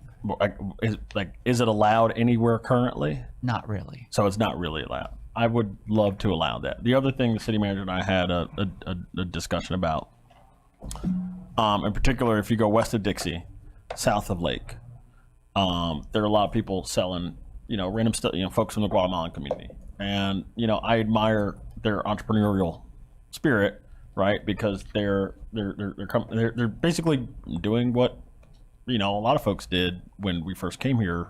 We know how to make this from at home. Folks are here from the same country we are. We're going to make it. We're going to sell it, yada, yada. The problem that I have is not that they're doing it.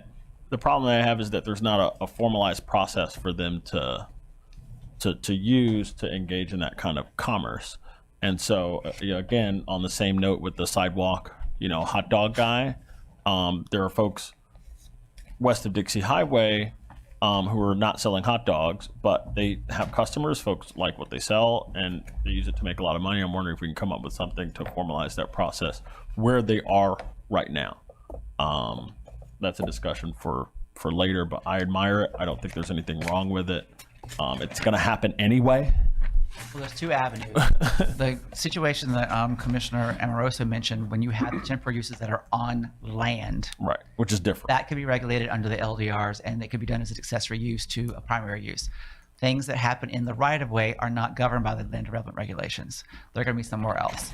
Now they will be in Chapter 14, the business license section, Okay. or the public services, public streets and sidewalks section, or some other part of the code.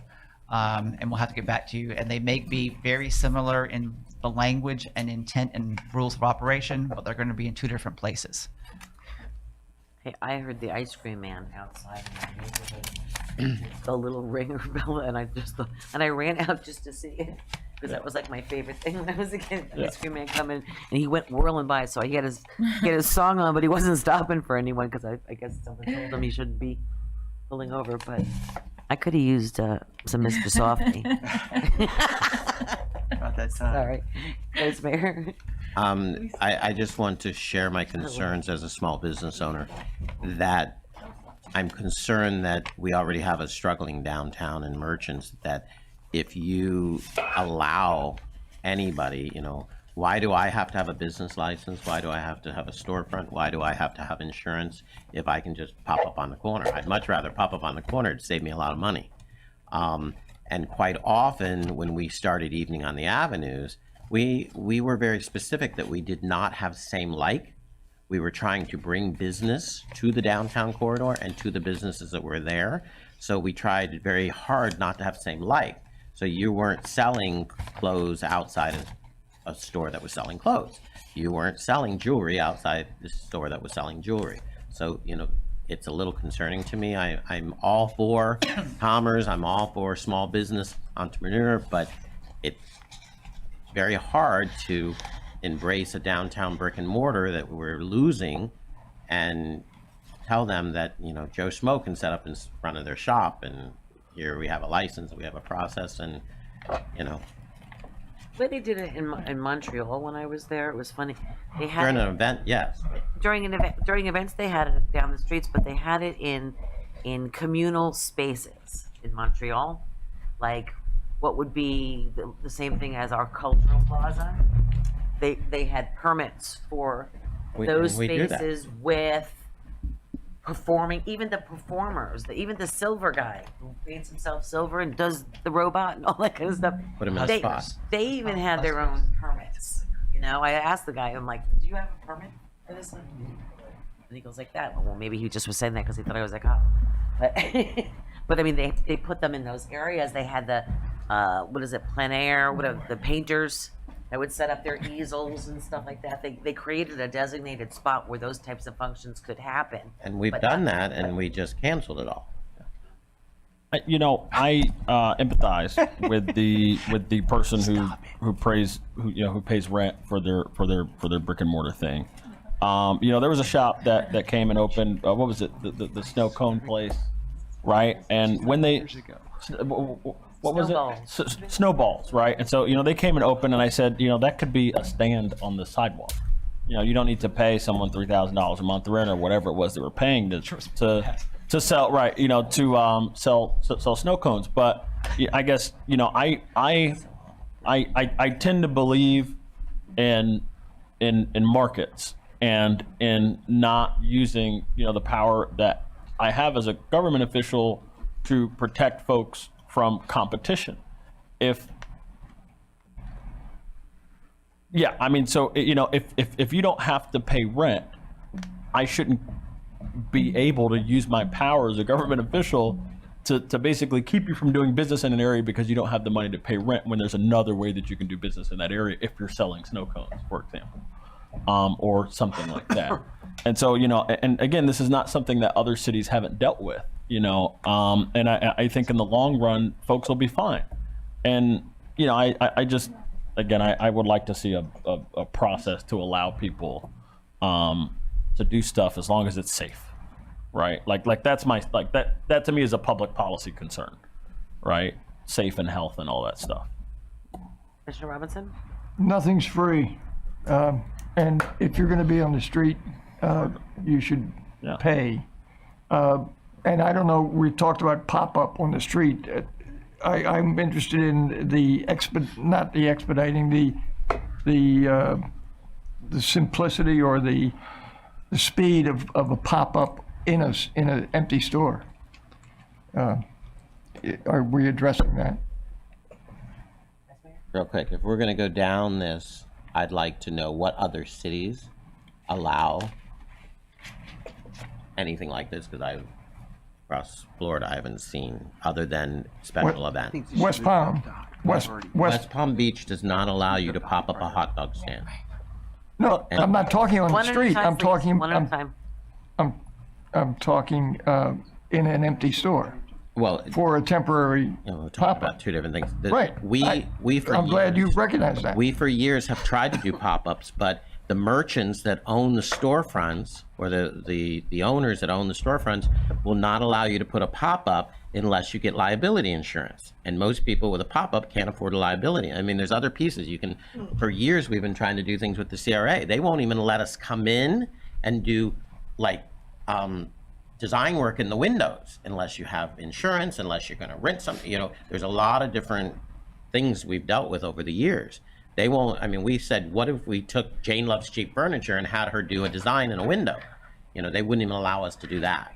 So, you know, we just finally got something with the code department that you'll see the screening going up through the CRA, but the owner has to pay for that, and it's a little bit more expensive than the paper that they would put up. But, you know, I'm happy to see some are actually doing that. But it should be in all the windows this way. I won't say anything more on this. Let's move on. Sign code. Ms. Ryan did do an update when it comes to the political portion of the sign code, but our sign code does need to be addressed to deal with some ADA and free speech issues. It will likely be a complete revision of the sign code, depending on how much resources resource and staff time we can actually place. That will be a little bit of a longer effort. Swimming pools, the issue there is that we don't. Commissioner Robinson, did you have something? Well, on sign? I was interested in how the city operates its signage. I know it's done according to all the regulations and requirements. To the best of my knowledge, Senator. But when we have one every 6 feet on just about every, And we all know that we've had this issue in the past, Just- that I've just- publicly stated 62,000 times in the last 8 years, that when the person gets, cited for having a snipe sign about his business, right? And then all of a sudden we put out snipe signs to let everybody know that we're having cheerleading, and whatever things. So there's got to be some sort of uniform kind of code to it. When the city tells somebody that they can't have a digital sign for their business, and then we put a big giant one out in front of City Hall to tell people of the events that are coming up, or when we cite somebody for their lawn being overgrown, and we have overgrown lots that belong to the city. So, with that said, let's keep that in mind in redirecting the sign code so that we can be consistent and the city can conform to the same thing that they're citing people for when they're not citing themselves. All righty. We'll put that. Madam Mayor, I'd just like to clarify, we are following the sign code to the best of our ability. What he was referring to is sign codes relating to either FDOT Green Book standards or regulations for traffic and the placement. It's maddening, and we agree, but we follow that legal process. signs. And sometimes the residents don't understand it, so it's a different issue. Thank you. That doesn't take away the importance of what I said. no. But a different topic, and I don't know that we can address it under Williams' department. But when you have a sign that says stop sign ahead, that's maybe one more sign. And Madam Mayor, if I could, just to your point, I think the exceptions that people point to in the code where the city's allowed to do certain things, No, but is it? because it is in the code, that information sharing is difficult for us at best. And if we use different devices or signs or locations differently than the private sector, it's because we technically represent the entire community for public purposes. We're allowed to do those, and it can be very different from what we do with the private sector or our private citizens, because you represent the community at large. So yes, if the code says you can put a sign out there that is digital, or it's on certain zoning districts that happen to be City Hall, that's not unusual, and it's okay to do that. Did I say that well, William? I'm gonna sound like a planner, and I'm not a planner. Tonight. And Thank you. I could give an example of what would be, yeah. we'll Yeah, have that well, discussion. absolutely. I'm not saying it's perfect. Welcome back. I'm saying, there used to I be, know, it's my there used first to be a day back. digital sign above the corner Torture. of Dixie Highway and Lucerne Avenue. Dixie It was the Dow Jones ticker thing that would go 50, and it was right up there on the corner of where the law firm, Gonzalez Cartwright Law Firm is. Oh, okay. And there was there. How many Now, years the- ago was that? not many. The existing building is still wired for digital, and which has completely changed. And now digital doesn't have to change faces; it can just stay stationary. But we haven't updated Yeah. digital. And I'm not just talking about that. I'm talking about through the city. A lot of the signage is going digital, but stationary digital. And you guys can We have a provision for that. provision for that now. Okay. We do, but it needs to be updated. as There's part an of the app. site. Okay. That's what I was just saying, because it doesn't have to be flashy. There's an app. You know. It has cycle times on it. Okay. Sounds good. You mean like the strobe lights that are down at the bar at Second Avenue Federal? I always think of police cars coming Yeah, I every do time. too. It freaks me. I go into You can see them coming around the corner. I go into epileptic shock when I look at it. I do. I always think of police cars coming and I slow down. Situation. All right, let's keep going. Oh, I'm sorry, Vice Mayor. I had talked to Mark in length and about, I know we've not enforced it recently, but the A-frame signs, I had actually given him catalogs on 2 or 3 different styles to allow A-frame signs, but, you know, go kind of uniformity to where you have 2 or 3 different styles you can pick from, so you're not a piece of wood written leaning up against a tree. And then also half A-frames on Dixie Highway or Federal where the sidewalks are smaller to allow them to market their business, and then also allowing the banner flags because I think that's a good marketing tool from a small business standpoint, and then also looking at how long we allow a grand opening, new owner, things like that, because I think it's a little short. I think it's still 30 days. You can get an extension, and you have to just ask staff.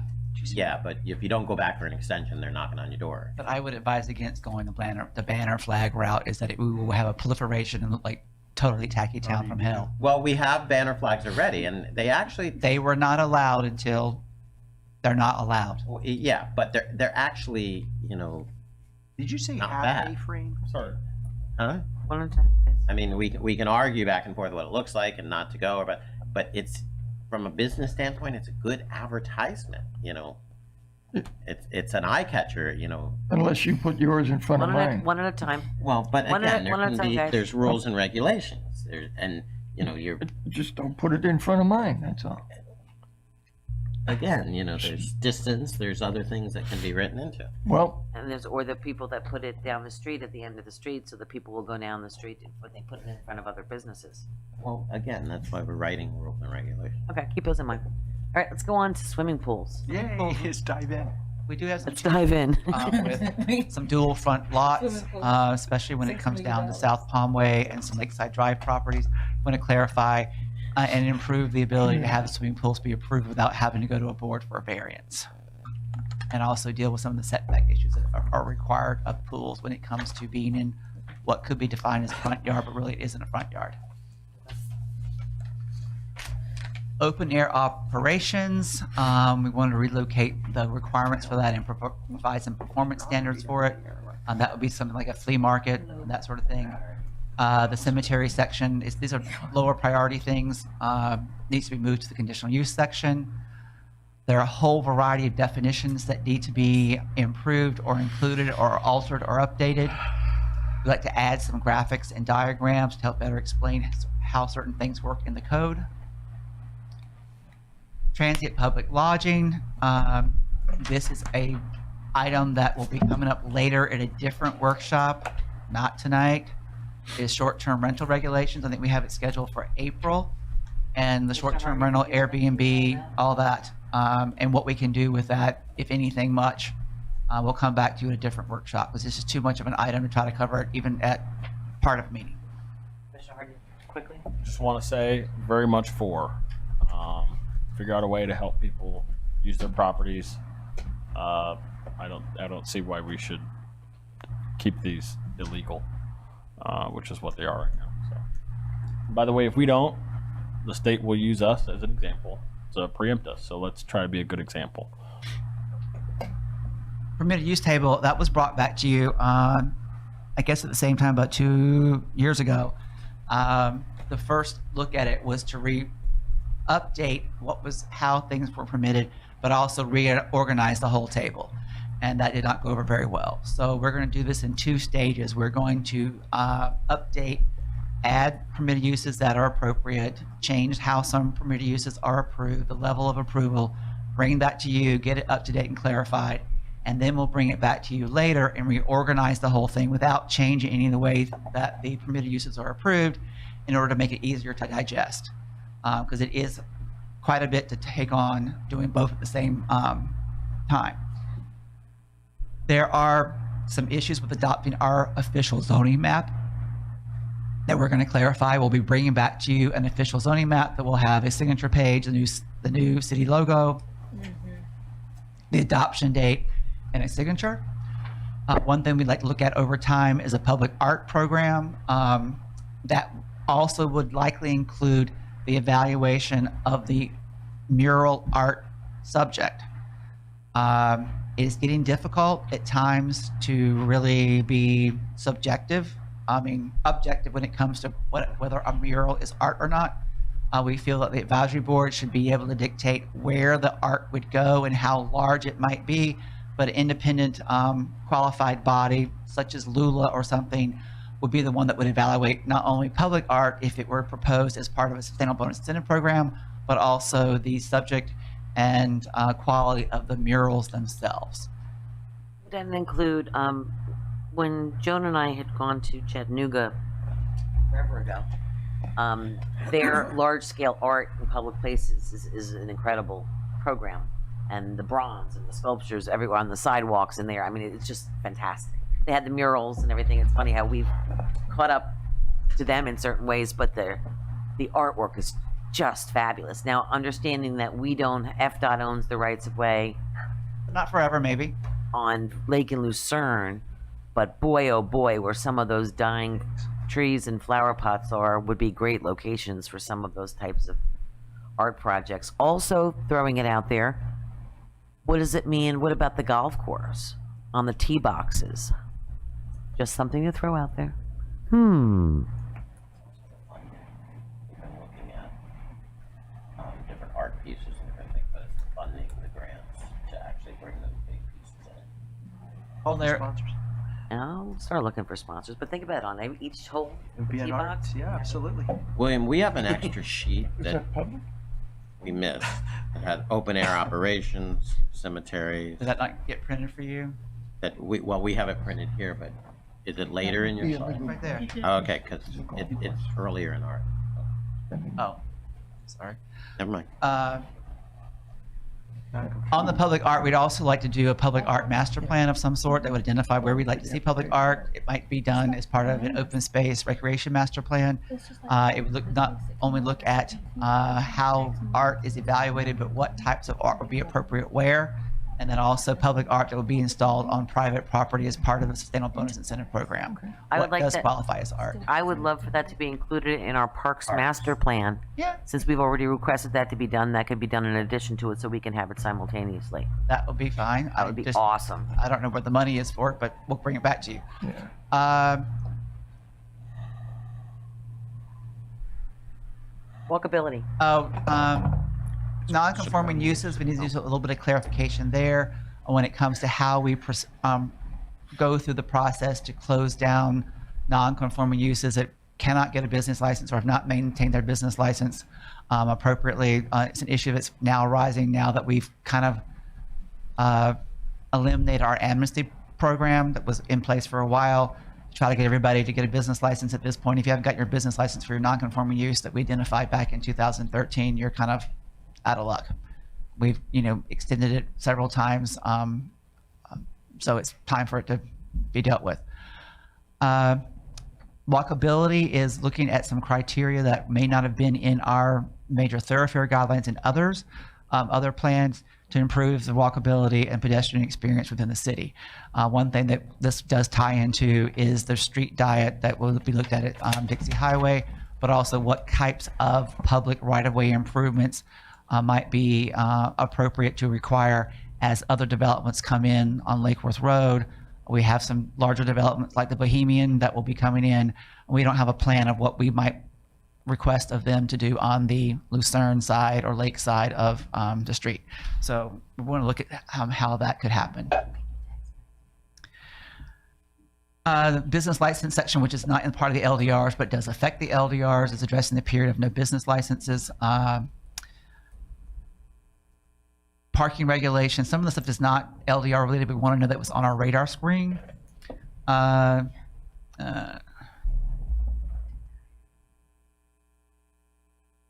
Yes, on the business licenses and uses, we have business licenses that are for conforming uses that have lapsed from time to time, but our requirements for how that business should perform and act have changed.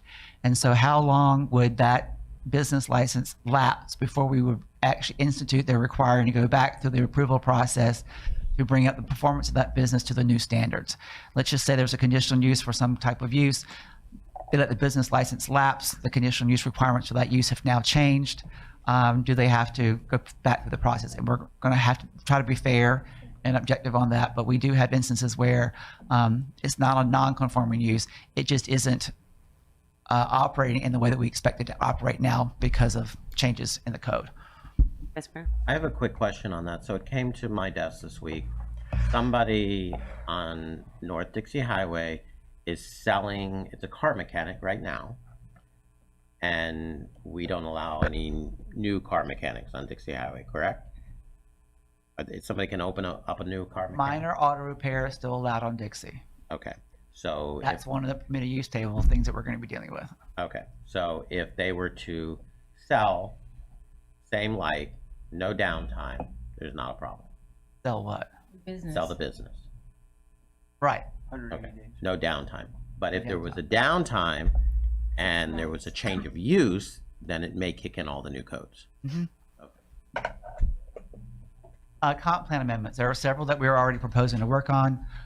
We will be doing very shortly, bringing forward to you through the advisory boards, future land use table change to allow a higher density for mixed use at Federal Highway, and also expanding the TOD district along Lake Worth Road on the north side of the street, both east of 95 as well as west of 95.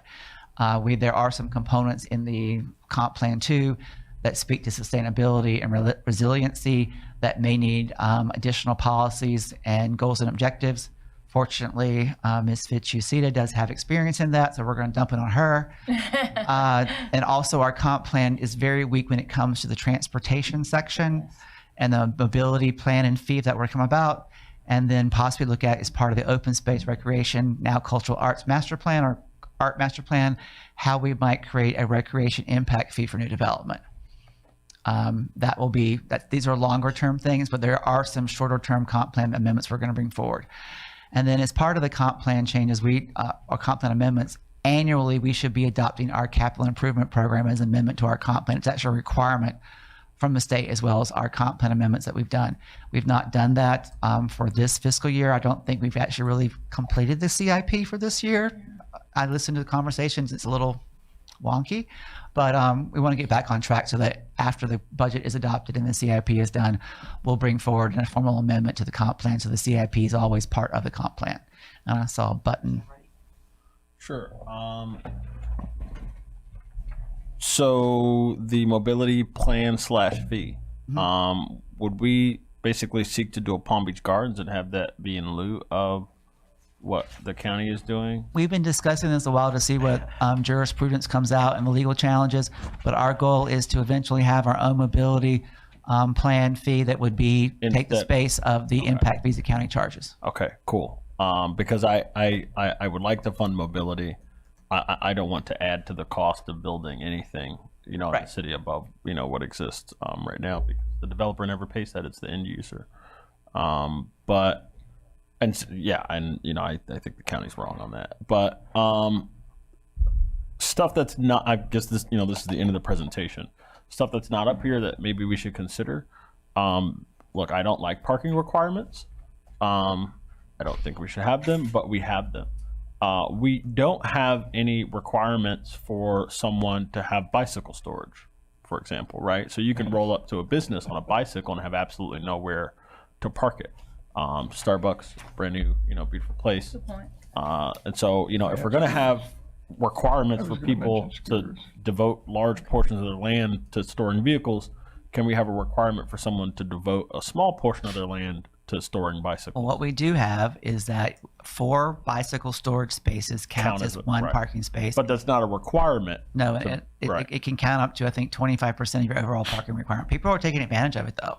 But we could make it a potential requirement. I wouldn't suggest it's on top of the overall parking requirement. I would agree with you that their parking requirement is so many parking space equivalents.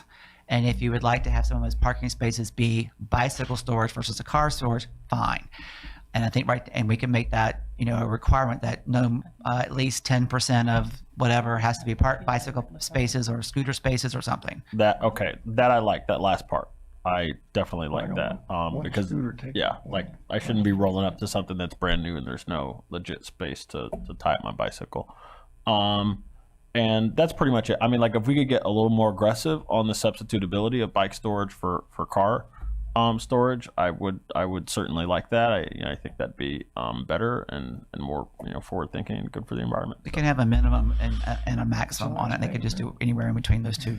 That'd be phenomenal. That'd be great. I also think too, and city manager, just as a point of reference, we can talk about it another time, but I'd like to talk about the plans that we present to the TPA.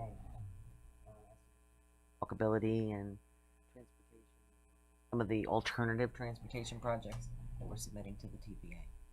So the city commission could take a look at them. Yes, ma'am. Mr. Robinson? Well, I was, Commissioner Hardy mentioned bikes, and I was interested in a conversation for public scooters or scooters in public property, accommodating other transportation without taking up parking spaces. Usually they take a whole parking. So, so I'd like to address that or somehow plan for bikes and scooters.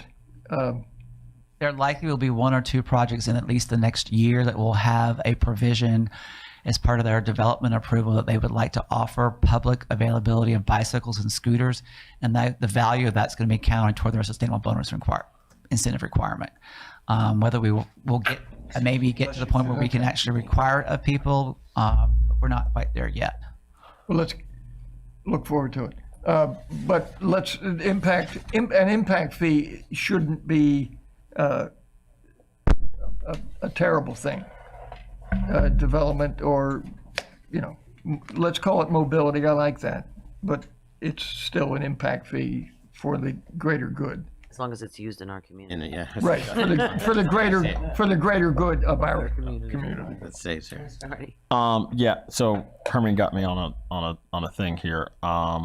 So West Palm Beach, they had a moratorium on scooters for a little bit, and then they created a plan, basically a framework that someone could use if an electric scooter concessionaire were to come into the city, to take advantage of that. I would really like to see us come up with something that a concessionaire could use to make scooters available as they are in Fort Lauderdale and in other cities. Thank you. What I'll say is they can be a toy, which isn't necessarily a great public good, or they can be something really beneficial. My gut instinct is that in this city, given the way that we're made up, they could be really, really beneficial in connecting people to certain places.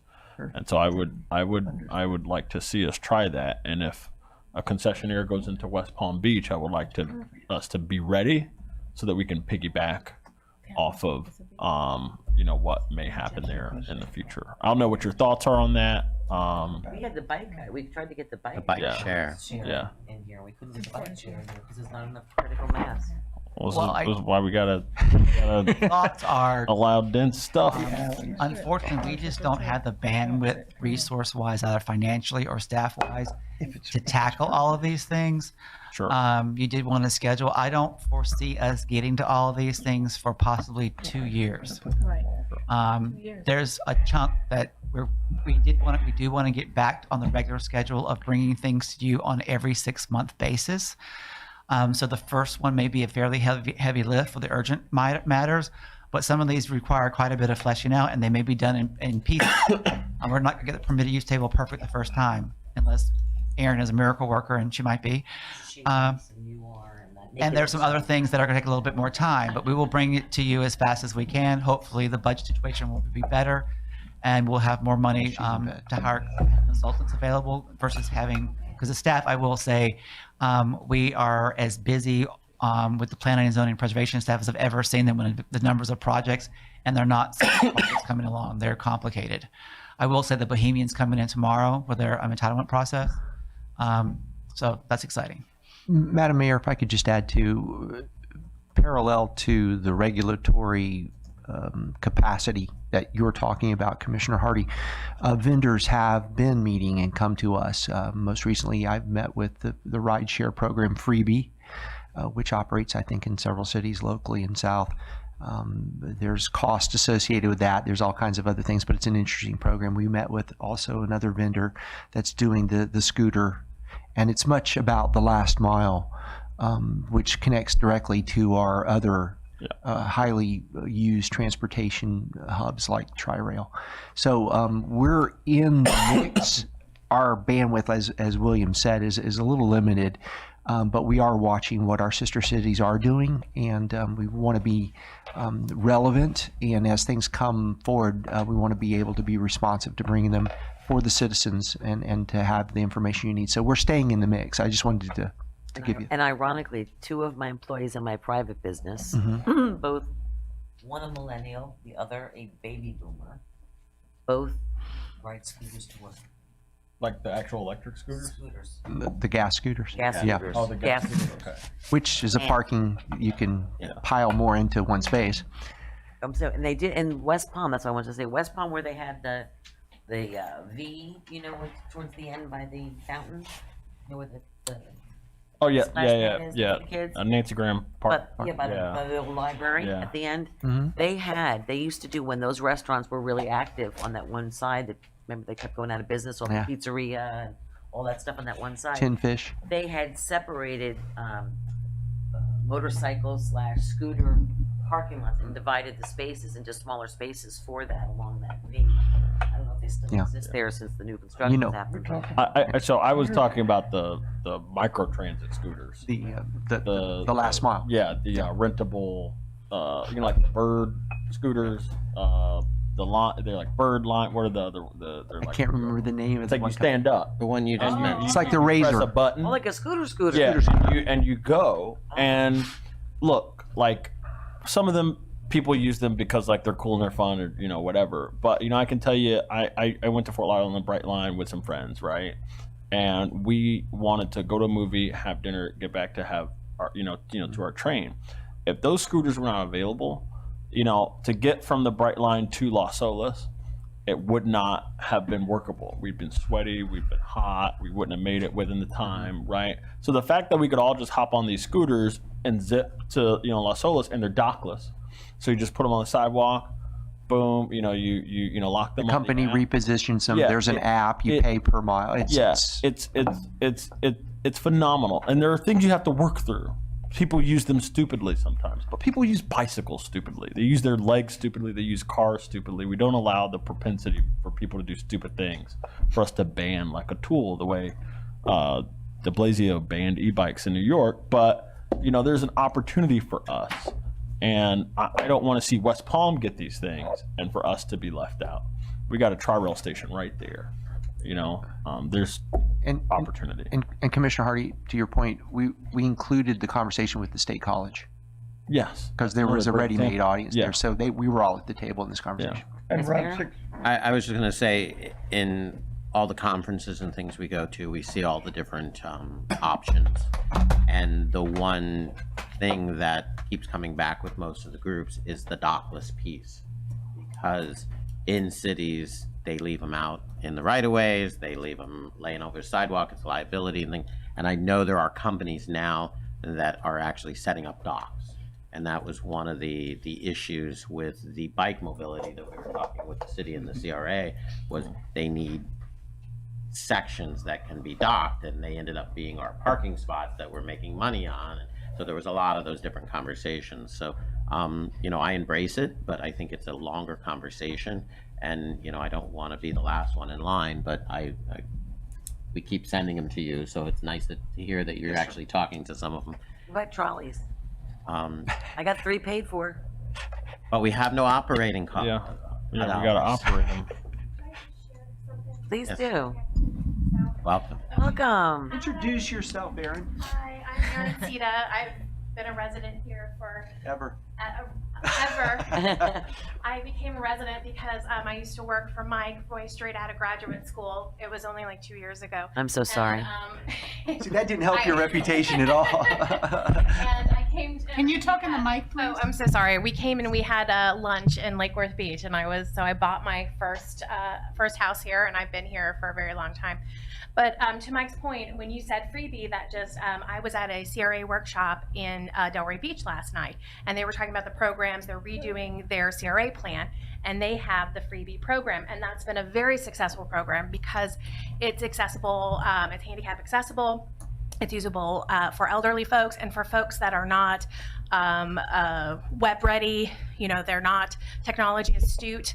The service can be flagged down with your hand. And so they're working on communicating that. So I just wanted to share that that's been very well received, including there's a lot of users in the Northwest community, which is the traditional African-American community, and they're starting to utilize that service a lot more for work during the hours, and then also for accessing the downtown amenities from their neighborhoods. So I thought that freebie only went to designated. I didn't think freebie. It goes between zones. So you can originate a trip from the residential area to the downtown, or from the downtown to a residential.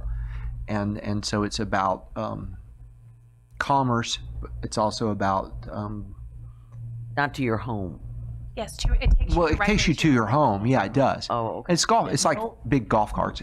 We can talk about the program, but it was one of several Thank you very much. A concepts little different. that integrated. That one appealed to us because we were looking at benefiting and figuring out parking in the downtown core, and now with the commitment that has been made to do the parking at the Bohemian, how to get the employees and people back and forth to help ease some of the pressure that we're seeing on the parking. Or from the college into the downtown, or from the north end. A lot of the. And you get to People pick stop you. the zones, how that works, but there is a cost to it, and it's a really pretty cool program. But it's one glad of I several mentioned scooters. concepts, including the scooters and the bicycles. This is more like a golf cart. Yes. Harding? Yeah, you know, I won't name the firm, but there's a local firm that we're all familiar with that does planning and engineering and all that stuff. And one of the persons at the firm is like a national expert on micromobility and microtransit. Maybe we should, you know, bring her in here just to have her give us the lay of the land for what's possible and what. Oh, she was here? Her first name starts with an L? Okay. All right. Fantastic. We had somebody who came earlier who I've never seen at the meetings before, but had some very interesting questions. So I'm going to pass these among, because we didn't offer. I had told them that unless the Usually we commission, we don't normally We don't take normally do it for public workshops, comments, but they left But they're them pretty anyway. interesting if you want to pass them, just so that you can be aware of the constituency. Thank you. Well, do you want to read it to the public, or? Do you want me to? Read it. Well, there's only one. I'd that- rather just yeah. pass it only because then that sets open, because Okay. I didn't allow for for comment to be made, but I would want to share them with you. One last item is in Pamela, and we're talking, Ms. Ryan and I were talking about it. There is an urgent need for us to update the quasi-judicial hearing procedures that are in requirements and stuff in the LDR. So that will be on the urgent list. It's not up there now, but she will be tackling that for us. I'll entertain a motion to adjourn. So move. Second? Second. All those in favor? Aye. Aye. Aye. Thank you very much. Thank you, Mayor, very much and Commission. welcome. We appreciate it. Thank you, staff.